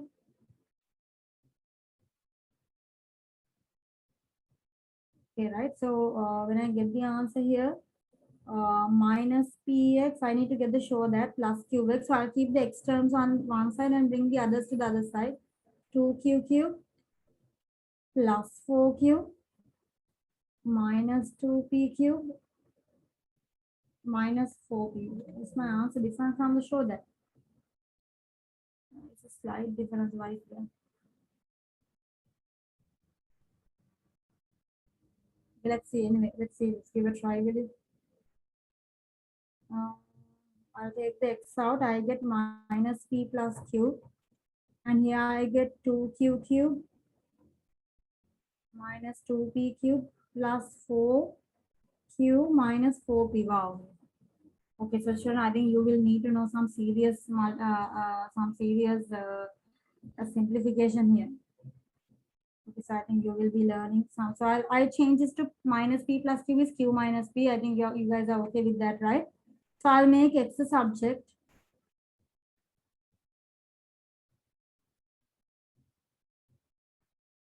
I'll take 4 from these two guys. So I get 4q minus p, and from here I'll take 2 out. Is that okay? Okay. Okay, I think there is some serious simplification here which you guys have not heard here. So it's better you guys learn this now. Over q minus p, right? Now this is what I get from my x coordinate. I'm getting this from my x coordinate. So 2x cube minus p cube plus 4 times q minus p over minus p plus q is q minus p. Now you might check with your show that. Now that's what I was also wondering, looking at this and looking at the show that the x coordinate that I got and the x coordinate that they have got are like totally different. Can you all see? So this what they have here doesn't have a denominator. It doesn't have a division. So then immediately when you get something like this, you'll kind of get panicked because you'll be like, how did this happen? Why am I not getting the show that? Because the show that is it's a place where the two tangents are meeting. It's quite simply a very simple simultaneous, isn't it? So it should not be very difficult. But now you can see I come to this point where I made x a subject, but I don't get the show that. I'm not getting the show that. So now children, here this is the place where you need some serious simplification skills. So I'm going to give you a rule here. So I really want you all to kind of maybe put it in your short notebook because you will need these formulas, especially for M3 also. You will be learning these formulas in M3. The cubic, the how do you say, the factorization of the cubic, the cubes. Okay, factorization of, now a square minus b square. This is the factorization of the difference of squares, right? So this is the difference of squares. So there is also something called difference of cubes. Okay, so the difference of cubes. So the equation, I think it's better that you guys actually remember it. You will be needing the difference of cubes in M3 also. So please write this down and kind of like memorize it and make sure it's there in a place where you can see it. Please write this down. A cube minus b cube, the difference of cubes, it's equal to a minus b times a square plus ab plus b square. Please kind of you need to memorize this, children. So a cube minus b cube is a minus b times a square plus ab plus b square. So how does that relate to q cube minus p cube? Can you all tell me how to expand this by using this particular equation? I'm not going to prove to you this is correct. Okay, you are supposed to remember this, and if you open the brackets out, you will get this guy perfectly, okay? If you open the bracket, factorize and open the bracket, you will get this guy perfectly. So I'm not going to go there. Can you tell me how q cube minus p cube should work according to this equation? Just apply, directly apply. So what do you get here? So you get here Q minus P. Times Q squared plus QP plus P squared. exactly. Can you all see, children? So this is what you need to apply. This is what you need to apply. So that is a rule that you need to know. I mean, if you don't know that over here, you're gonna get stumped, isn't it? You're gonna be, you'll be having a hard time wondering what is my next step, what's my next step, because you will be like wondering there is no next step, isn't it? So this q cube minus p cube, the factorization is important because without that, you kind of get stuck over here. Okay. So let me show you how to finish off the last steps of the simplification. X equal 2 times. So 2 times you have here q minus p times q square plus qp plus p square plus 4 times q minus p over q minus p. I hope you guys can see now there is a plus sign here, right? So that means these two terms are separated. Shall I separate the q minus p to both of them? Huh? I mean, q minus p is a common denominator, so I can separate it out for both of these guys, right? Like this. That's not wrong. Okay, so I could put the q minus p with this, the first set, and the 4 over q minus p again with the q minus p on the second set. That okay? I just separated the denominator to both of these parts, to both of them. So that is, when you do that, it's quite easy because you can see the q minus p to q minus p parts here, it parts here as well. And you all see, so x equal 2 times q square plus qp plus p square plus 4. Plus 4, and now it's just a matter of getting the show that. So from the show that you can see they have taken a 2 out from the full thing. So from the full thing means I have taken a 2 from these 3, but I have taken 2 out from the 4 as well.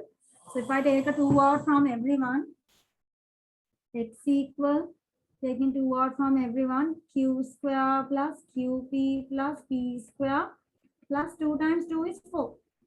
So I think I get the show that, right?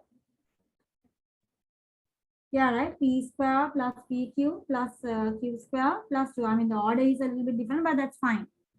In addition, the order, even though it changes here and there, it's fine. Like P square is there, Q square is there, PQ is there, plus 2 is there. So everyone is there. Can you all see, children, the simplification technique? So this is what is really important, the cubic expansion. Okay, and then after the cubic expansion, I separated the Q minus P to both of these two guys separately. Okay. Okay, and then after getting x, you have to also get the y value. After getting x, you have to get the y value. How do you get the y value? So to get the y value, you have to substitute your x value into one of the two equations. So I can substitute the first equation or the second one. So to get y equal to p cube plus 4p minus px. Minus p times x is 2 times q square plus qp plus p square plus 2. I hope you guys can understand. Here I use this y equation here. Y is 2pq plus 4b minus px. So replace x with this, okay? And then open the bracket, y equal 2p cube plus 4p. So this bracket opens it minus 2p. Minus 2p into cube square is minus 2p cube square. Minus 2p into qp is minus 2p times qp. Shall I write like that? We'll simplify again. Minus 2p into p square and minus 2p into 2. Okay, I just wrote, I mean, you could have written everyone at once, okay? Just, I was like thinking you guys might, do a careless mistake there. Minus 2p cube square minus 2p square cube minus 2p cube minus 4p. Is that okay? So I think I can see very clearly the plus 2p cube and minus 2p cube cancels. The plus 4p and minus 4p also cancels. So y is minus 2p cube they have taken out. minus 2p cube square minus 2p square cube. So taking the common thing out, minus is common, 2 is common, p is common, q is common. So what's remaining?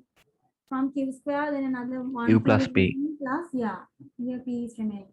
Which is the show that, right? Which is the show that p plus q, q plus p plus q, both are the same. So that's the answer. So you can see that we get the show, and you can see why it's worth 5 marks, right? So there is a lot of work. When they give 5 marks, it means they expect you to do a lot of work for 5 marks in F1. Okay. So I hope you guys wrote the simplification down correctly. It's really important that you write down without, missing any letters and without, confusing any letters. The simplification of those letters, it's extremely important. Okay. So shall I move on? Okay. Then the next one. Okay. The line n has coordinates. Okay, we found that this is n. So you can see here I found n coordinates, right? So this terrible thing here. Okay, the line ON, where O is the origin, is perpendicular to PQ. Okay. Now who is PQ? I think you can see that this is good. Now I drew a diagram here. So I kind of have a visual understanding of what's going on. So sometimes drawing a diagram, if you want, it's better. So you can see here. Now when it comes to part B, my visual diagram is kind of, helping me to understand is better. The line ON. So this is ON, the line ON. This is the line ON. The line ON is perpendicular to line PQ. Okay, who is PQ? So PQ is this line, right? PQ is the line joining this. Okay, so they say that these two lines are perpendicular. That's not what I'm saying. That's what they are saying. So the line ON and the line PQ are perpendicular, it seems. Find the value of P plus Q square minus 3PQ. So the first thing, now forget about this one, forget about, because this looks like complex, and again 5 marks. It's again 5 marks, children. So what I'll tell you is this. First of all, when you look at this, what comes into your head? The line ON and the line PQ are perpendicular. So what needs to come into your head at the very first go? What's the first thing that needs to come into your mind? If line PQ and ON are perpendicular, the first thing that comes into my mind is The gradients. The gradients. The gradient. So if two lines are perpendicular, their gradient product is -1. The product of their gradient should be equal to -1. So the first thing that comes into my mind is I'm going to get the gradient of PQ. I'll get the gradient of PQ. I'll get the gradient of ON. And then what I'll do, I'll get the gradient product of those two lines and make it equal to -1. That's what's working in my head. Okay, so that is what's working in my head, and that's what I will do. And I'll see on that during that process whether can I create something like this. So that is this creation of this happens during the gradient multiplication process. Okay. So let's go to part B. Sorry, that was part D, right? Okay. So first let's get the gradient. So gradient of ON. Or let's get the gradient of PQ first of all. So PQ gradient, Y difference over X difference. So my diagram is really helping me out here. So Y difference, 4P minus 4Q over 2P square minus 2Q square. So I think it's really good if you can simplify as much as possible. It will make your life easier. Okay, so you can see Y difference over X difference is okay. You agree with it, right? So I will simplify this as much as I can. Otherwise, it will be very difficult for me. So 4 times here I get P minus Q. On top I take here 2 and I get here P square minus Q square. So looking at this, what does it look to you like? 4 and 2 can cancel. How can I cancel? What do you mean by cancelling? Like you can cut 4 and 2. Yeah, 4 and 2 we can cut. Okay, other than that? And difference between two squares, right? The bottom one. Exactly. The 2 times P square minus Q square is P minus Q, P plus Q. So you must do this.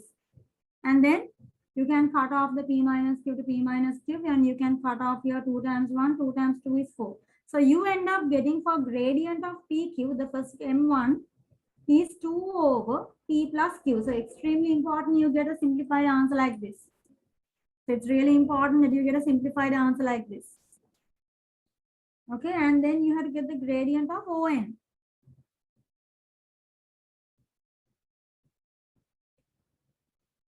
So how to get the gradient of ON? So O is 0, 0, right? O means 0, 0. N coordinates we just found, right? Can you all tell me the N coordinates? If I mark it on the diagram, it's easy. What were the N coordinates? Gradient teacher we can find without the coordinates, right? Like can How? switch the bow because they are perpendicular. No. I want to get the gradient product for that.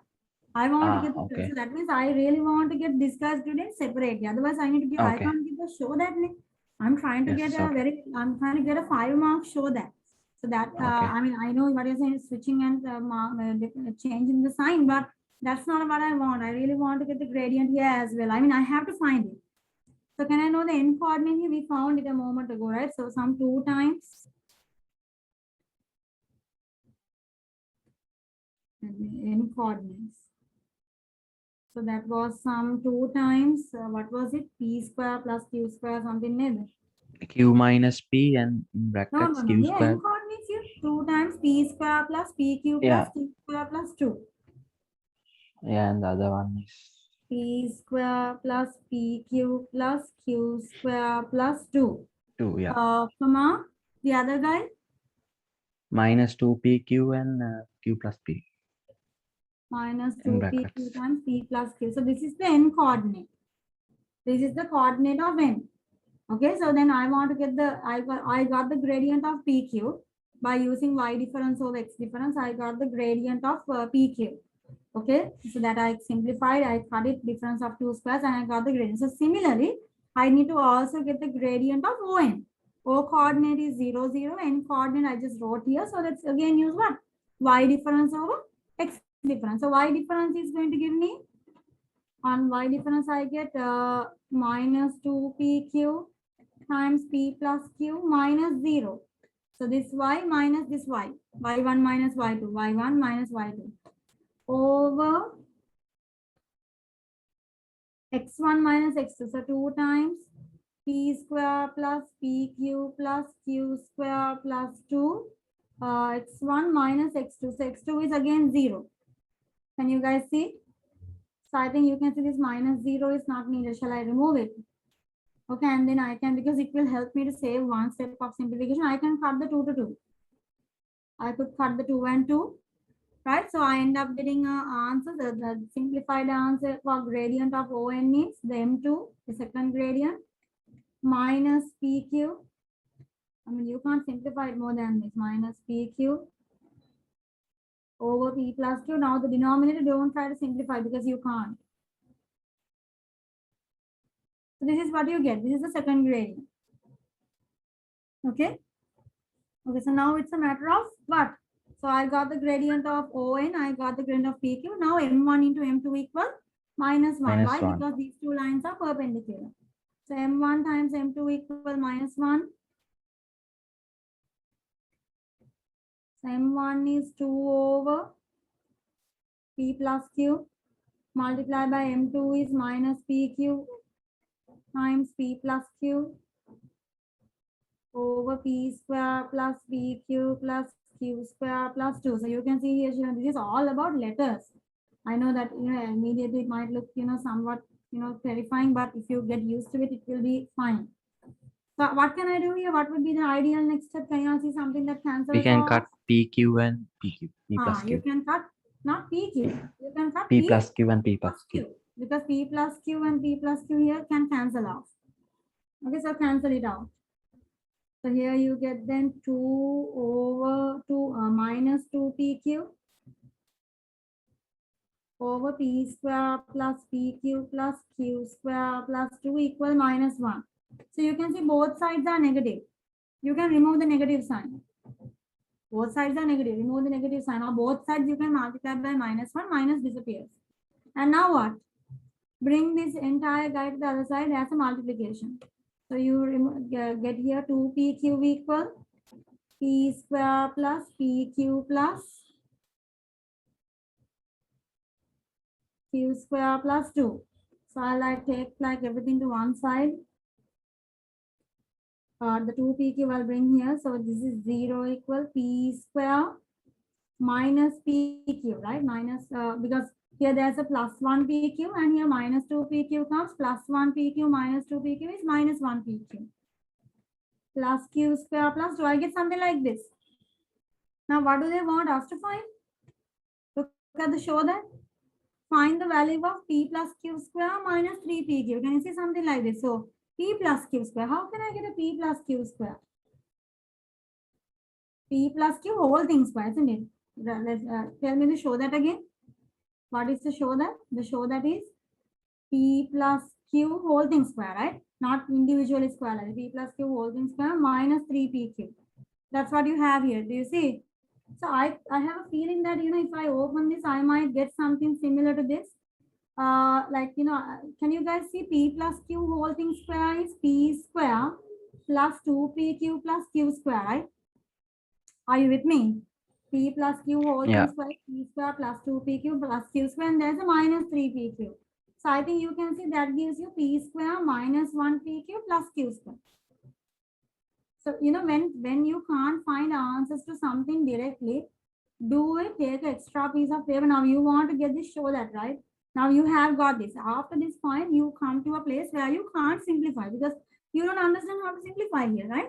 So you look at the final look of your answer. This is what you want. So this is the terrible method, okay? When you can't do it the good way, you'll try to do it the reverse way. Do it the reverse. I'm going to do it the reverse way because I don't know how to go from here to here directly. So what I'll do is I'll take the final show that they have given. This is the show that, and I'll open the show that. So this is done in my rough paper. P plus Q whole thing square is P square plus 2PQ plus Q square. And then there's another minus 3PQ. Are you with me? I open the bracket here.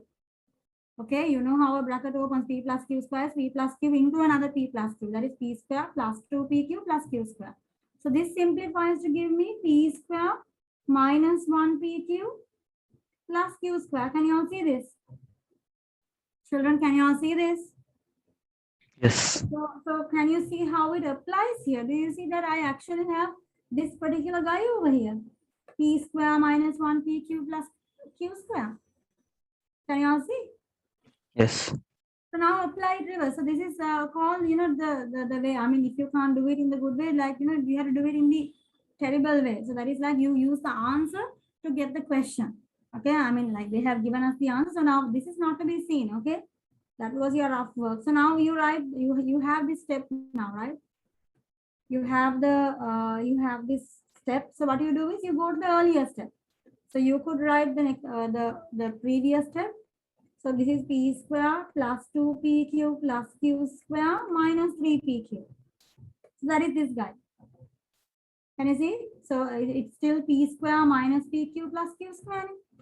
So it's that guy is still there. I have not done any change. Just that I have written minus 1PQ plus 2PQ minus 3PQ. Can you all see?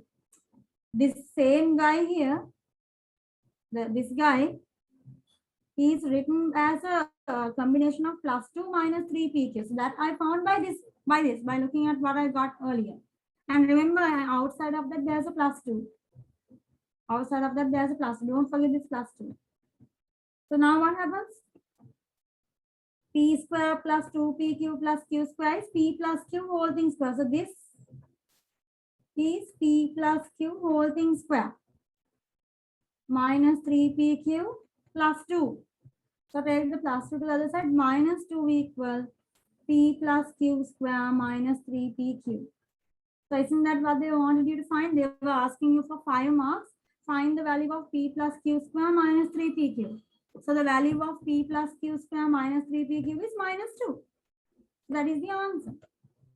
That's what they wanted, right? Find the value of P plus Q square minus 3PQ. So the answer for that part D is minus 2. Okay, so question number 7. Prove by induction for n, where n is the element of natural number, summation of r square from 1 to n is okay. So this is actually pretty much textbook, right? You've done this in your textbook, pretty sure. So summation of r square from r equal 1 to n equal n over 6, n plus 1, 2n plus 1. So in summation, when you are proving by induction, so first you prove when n equal 1. When n equal 1, summation of r square from r equal 1 to n is 1. So 1 to 1, which means you first use r as 1. So r square 1 square, which is 1. Okay, so the summation formula answer is 1, the left hand side. Then check on the right hand side. So when n equal 1, 1 over 6, 1 plus 1, 2 into 1 plus 1. So you get 1 over 6 into 1 plus 1 is 2. Into 2 times 1 is 2 plus 1, that's 3. So 2 times 3 is 6, 6 over 6, the answer is 1. So you can say the summation formula is true.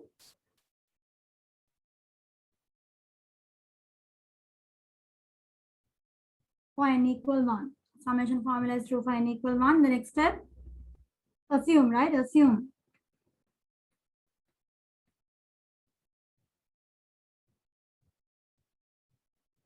Sometimes, okay, assume summation formula is true. For n equal k, so this should be written at really record speeds, r square, r equal 1 to k. So when n equal k, we assume that the summation formula is true.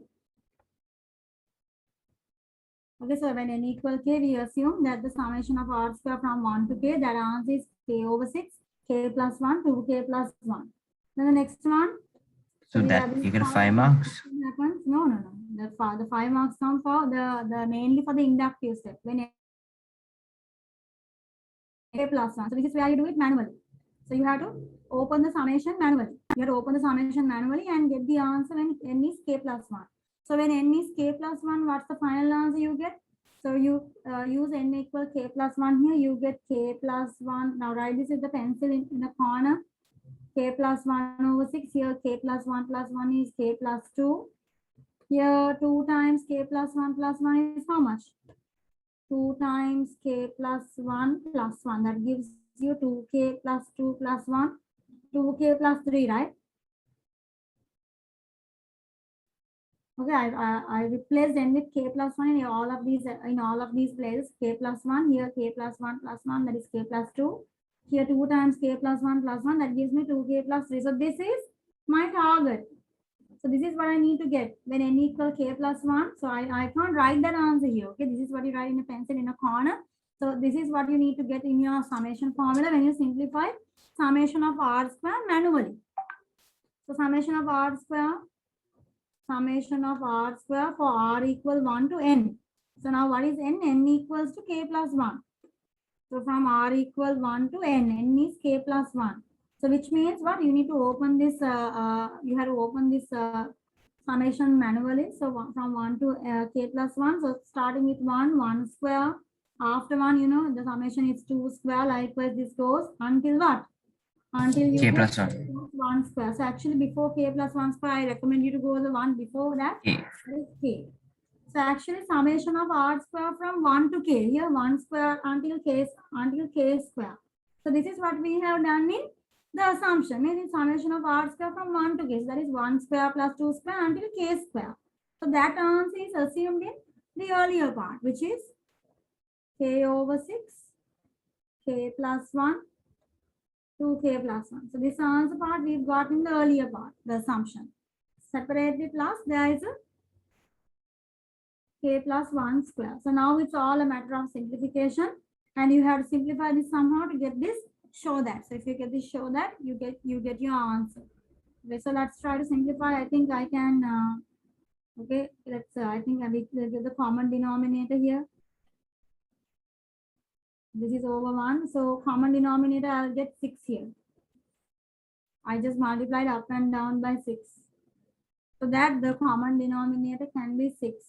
This guy already has a 6 down. This denominator 6 belongs to the whole number, right?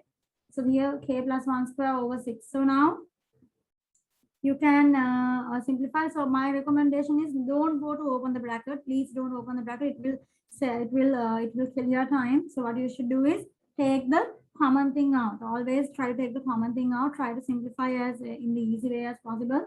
So I think we can see that we have k plus 1 is common, isn't it? For both of them. For both these terms, there are two sets of terms here. So this one and this one. So for both of them, k plus 1 is common. So k plus 1. Yeah. use a big bracket, you get k times 2k plus 1 plus here 6 times k plus 1. Close the big bracket over 6. Is that okay? So I can write here now k plus 1. I don't You need can't to, be cut the 6 to 6. I did not cut the 6 to 6. I multiplied up and down by 6. No. That then K you have this 6 and the other 6 top of the bracket. Yeah, this I didn't cut it. Yeah. Wait, I'm not done. Wait. Okay. I just not cut it. I mean, like y'all know, this is multiplication. Eh? So a into b over 6, you can write now a over 6 times b also. So I'm just writing here. Okay, if you're confused with that, let me write like this.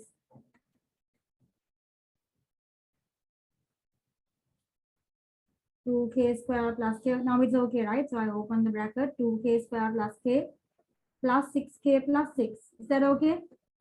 No Yeah, confusion. this Right? one. Then no, I'm just saying when you have a whole denominator 6, these are multiplications. Then you could write the 6 on top of 1 person, or you could simply write 1 over 6 like this also. Yeah, because Anitya yata 1 thina, but then when you get the LCM, it's gonna become 6. Then 7k plus 6. Okay, so I mean I could write this whole 6 as 1 over 6 just like this. Both of them are the same. Then 1 over 6 times k plus 1, and this one I think they should give you the show that 2k square plus 7k plus 6 should give you what? I think it gives you k plus 2. I mean, you can type in the cal, and anyway, it should give you the show that. I really don't recommend you to waste time on that. Just try to show that because you got this. K plus 2 into 2k plus 3 should give you what you want. And I think we got the show there, isn't it? K plus 1 over 6, k plus 1, k plus 2, 2k plus 3, which is exactly the show that. Can you see we got the show that? So I kind of wrote this earlier. So I wrote this because I wanted, I mean, this is what I wanted to get. And I got that. Yeah, I got that. And now you need to, and you have to now write the final statement. Therefore, summation formula is true for n equal k plus 1. And finally, you can write the summary. Summation formula is true for all n is an element of natural numbers by mathematical induction. You get some marks for this step, 1 mark. You get 1 mark for this step, so please write it down. These statements is one. There's all these 3 statements get 1 mark. This final statement, assume and summation formula true for n equal 1. All these 3 together combination will give you 1 mark. Combined together. So all these 3 should be there to get that 1 mark. So if a certain statement is missing, you will not get that 1 mark that you get for all 3 of the statements. Okay, so summation is true for n equal 1. Assume it's true for n equal k. And the final statement, all these 3 statements together will cost 1 mark in the exam. Okay, so even if 1 is missing, okay, even if 1 is missing, you will lose that entire 1 mark. So it's pointless to write the other 2. Okay, so write all the statements, you get 1 mark for that. Okay, so moving on. Part B. Moving on to part B. Hence show that summation of r square, summation of r square plus 2 equal n over 6 an square plus bn plus c. Okay, now you can see again it's 4 marks, so not as easy as it looks, right? So there might be some kind of hard simplification. So let's work on this. So summation of r square from, I mean, it's a plus mark. I can definitely open it. Summation of r square from 1 to n, right? Summation of r square from 1 to n plus summation of 2 from 1 to n. I think you guys need to remember a certain rule here. When you just take the summation of a normal number from 1 to n, can you remember what you get? You have to take the 2 front and then and, yes, and you take get 1, 1. the summation of 1. The summation of 1 from 1 to n. So I have given you this answer. This is n, right? Summation of 1. So actually 1 is r to the power 0. So I have done the proof in your writing books. Summation of r, summation of 1 from 1 to n is n. Summation of 1 from 1 to 10 is 10. Summation of 1 from 1 to 5 is 5. So likewise, so if it's 1 to n, the answer is directly n. Okay. So 2n. Yeah, so 2n. So the summation of r square answer, we proved it, so you can directly use it because they say hence. Hence means what? Use the help of part A. You must use the help of part A. Summation r square answer is found. N over 6, n plus 1, 2n plus 1. So use that. So summation of r square is n over 6, n plus 1, 2n plus 1 plus 1, 2n. plus 2n. So you need to simplify this and get that. So let's simplify. So once again, it's a matter of the denominator. So here 6 is the common denominator here. Here this is over 1. So multiplying up and down by 6. So that gives me a common denominator of 6. And this is n times n plus 1 times 2n plus 1 plus 2n into 6 is 12n. So now there are two guys here, these two terms here. So what do you do from both of them? I have told you, but the best thing to do is to take the common thing out. So what's common to these two terms? What is common to both of those terms? There's n plus 1, 2n plus 1. Here there's a 12n. So if I look at both these two terms, you should see that n is common to both of them. If I take n out, I get n plus 1, 2n plus 1 plus a 12 remaining here. Can you all understand? Can you all understand? So I'm going to write here 1 over 6 children to avoid the pain of drawing this long line which is eating my time. So I'm going to write this whole down denominator 6 as 1 over 6. There's n. Let's open the bracket. N plus 1 into n plus 1 is n into 2n is 2n square. N into 1 is 1n. 1 into 2n is 2n plus 1 into 1 is 1. Plus there's a 12. So 1 over 6n. So you get here 2n square plus 3n plus 13. Is that okay? Does that agree with your answers? Can you all please? Yeah. Okay, so then I think this doesn't need to be simplified because I think that's what they want, right? Give your answer in the form n over 6. Okay, here 1 over 6n is n over 6. An square plus bn plus c, where a, b, c are integers to be found. Okay, an square plus bn plus c. So a is 2, b is 3, c is 13. You don't get marks for writing a, b, c here, just I wrote. You won't get separate marks for that, but you just need to give it in this format. So we have got the format. That's it. Okay, that's it. Then moving on to part C. Using your answer to part B, find the value of summation of r square plus 2 between 10 to 25. Summation of r square plus 2. So now we found the summation of r square plus 2 between r equal 1 to n, right? What was the answer? N over 6. 2n square plus 3n plus 13, right? Are you guys with me? The summation of r square plus 2 from 1 to n is n over 6, 2n square plus 3n plus 13. So now you need to get the summation of r square plus 2 from where to where? From r equal 10 to 25. 10 to 25. Now, do you see the problem here? What is the problem here? Can I directly, now, if it's r equal 1 to 10, if you have 1 to 10 here, immediately you could replace the n with 10. Okay, if you had 1 to 25, you could replace the n with 25. But the problem here is your summation r square plus 2, it starts from 10, not with 1. I think this is a theory you have learned. Can you remember the theory? So in the theory, if you are using this formula, it needs to start with 1. I mean, if you are going to use the help of this guy, it has to start from 1. It can't start from the intermediate number. So can you remember the formula we used here? So there was something special we used here. Can you all remember what that was? So if you want to convert it and start it from 10, start it from 1. If you want some summation to start from 1, can you remember? Summation of whatever from, say you have from 9. 10 to, yeah. Okay, let me do it immediately. That when r equal 1, 25 R to 1 minus to 25. අනිත් එකේ r minus minus r R1, 25. No. on top Wait. you have 9. r 25 නේ. The first No, one. 9 උඩ 9 9, right? Yeah, okay. Yeah. 10 minus 1. 10 minus 1. Yes, 10 Yeah. minus. The second one should be 10 minus 1.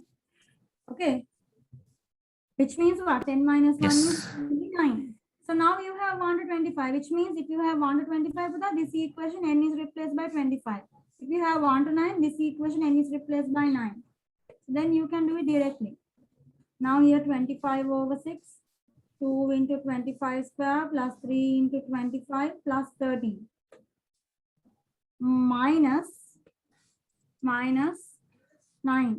over 6, 2 into 9 square plus 3 into 9 plus 30. I want your answers quickly. Give me the answer.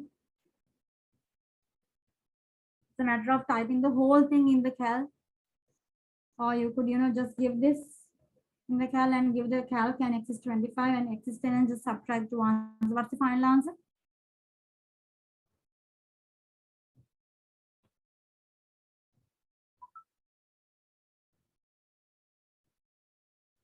Yeah, what's the final- 5,272. Yeah, I think that's correct. That's correct. 5,272. So this is the answer for part C. For part C. Okay. Shall I quickly finish the other part also? Then the paper is done. Okay.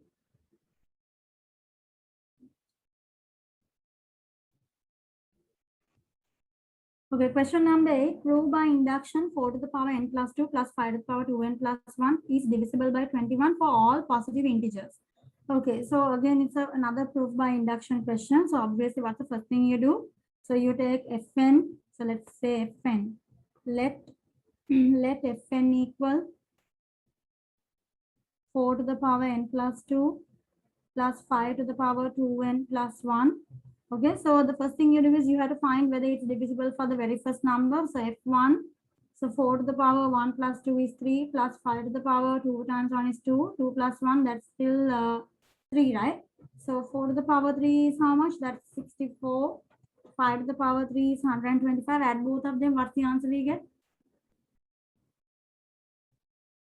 64 plus 125 is? 189. 189. Is it divisible by 21? Is it divisible by 21? Yeah, 9 is the answer. Divide. Yeah, so 9, right? Which means 189 divided by 21 is 9, which means you can write 189 as 9 times 21. 189 is 9 times 21. You divide by 21. So that means this divisible by, so you can write, therefore, divisible by 1, divisible by 21 when n equal 1. So the first one is correct. So it's divisible by 21 when n equal 1. What's the next thing we do? We assume, right? In induction, the first step is you check with the first figure. In the second step of induction, you assume fk now. Assume divisible by 21. Assume that for n equal k. Assume for n equal k. Assume for n equal k. Fk. Assume for n equal k, fk, because you replace n with k, you replace n with k. Fk equals 4 to the power k plus 2.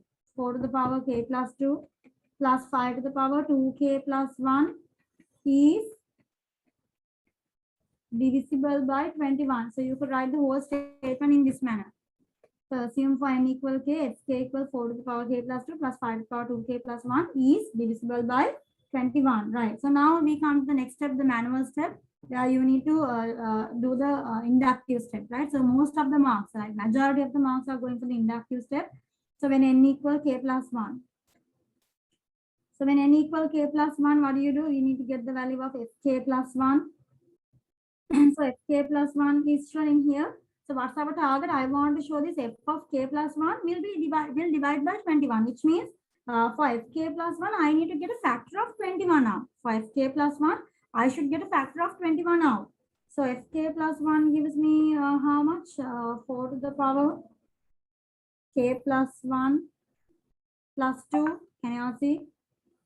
I'm replacing k plus 1 plus 2 plus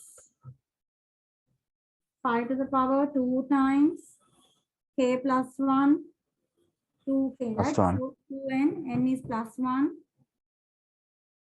Okay, can you all understand? So, and I have given you a kind of like a tip in this particular lesson. That is that we keep the powers of fk plus 1 the same as powers of fk. Now, yeah, fk has 4 to the power k plus 2 in it. So, I don't want to see a 4 to the power k plus 3 here. So, I prefer to see a 4 to the power k plus 2. Even here, 5 to the power 2k plus 1, I prefer to see a 2k plus 1. Not 2k plus, this is a 3. So, I'm going to fix this. Okay, I'm going to write my fk plus 1 with the similar powers of fk. So this is 4 to the power k plus 2 times 4 to the power 1. See whether this agrees with you, because you know same base multiplication powers are added. Don't I get the same thing again? Shall I write it in 2 steps? Let me rearrange. This is k plus 2 plus 1. Shall I write like this? Then it's easy. 2k plus 1 plus 2. See whether this makes sense to you. 2k plus 2 plus 1. I just brought the 2k plus 1 and the plus 2 here. Does that make sense to y'all? Here, Yes. k plus interchange, because the whole thing is that I want to get the same powers of fk. I mean, I want to see the same powers. I don't want different powers.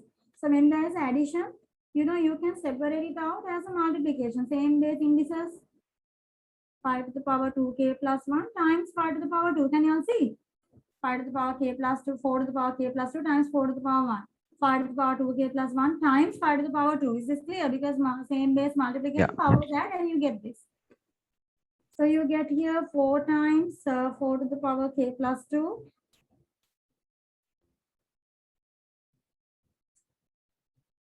Four to the power k plus 2 plus here 5 to the power 2 means it's 25 times 5 to the power 2k plus 1. So you can see I get like this.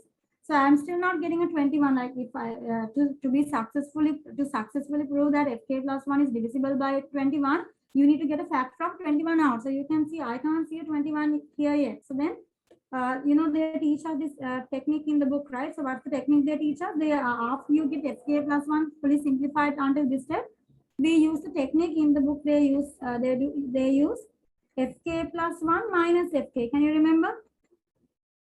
They use fk plus 1 minus fk. I hope you guys can remember that. Can you all remember that?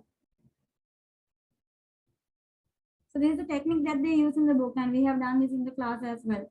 So fk plus 1 minus the fk.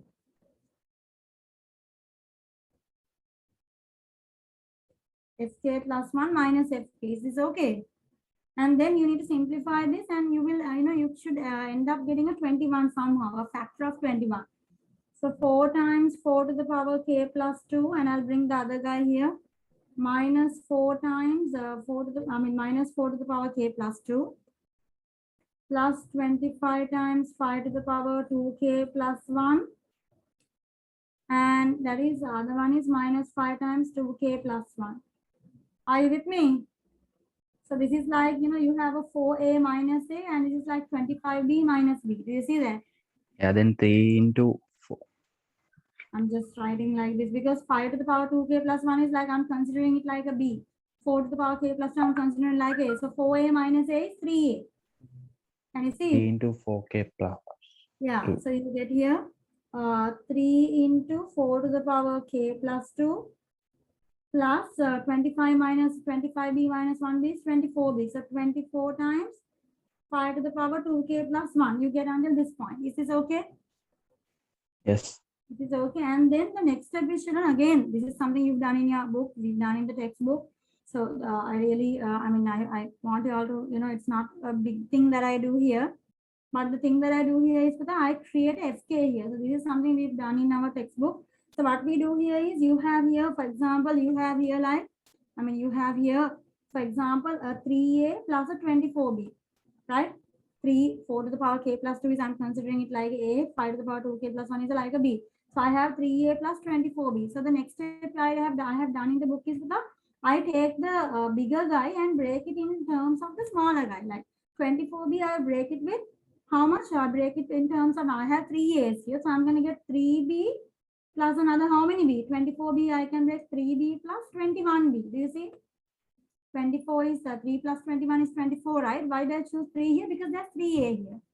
So when there's 3a, I'll break the b also into a similar amount. So this is something that we have learned. Do you agree that it's correct? Because you can say 24b is 3 plus 21, which is 24, right? So I broke it into an equal as 8. Okay. Does that make sense to you all? 3a, so 24b, Yes. I break it as 3 times 3b, that is 3 to the power 5k plus 1, plus 21 times 5 to the power 2k plus 1. So this is 3a plus 3b plus 21b. So same thing. And now I'm going to take the 3 out from these two guys.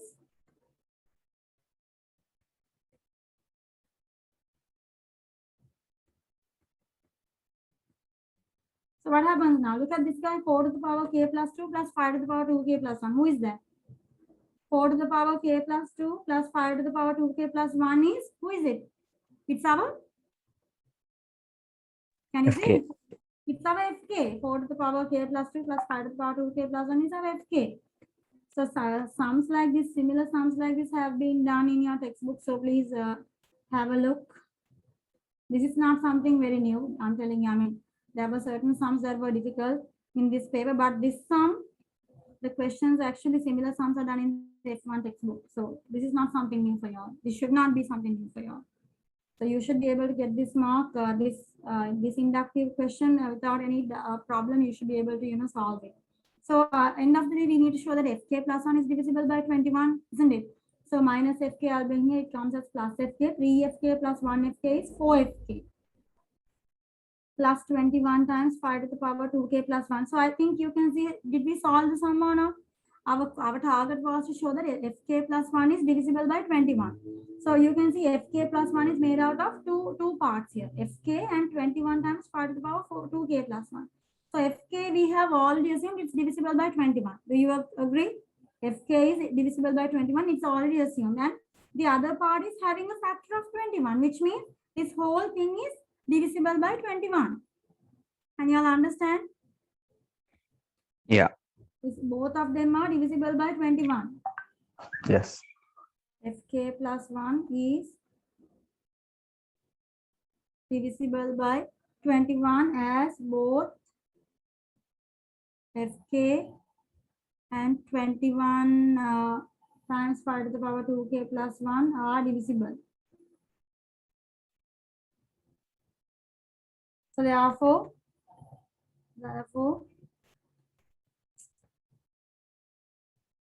Fn is divisible by 21 for all n positive, right? They said n is positive. For all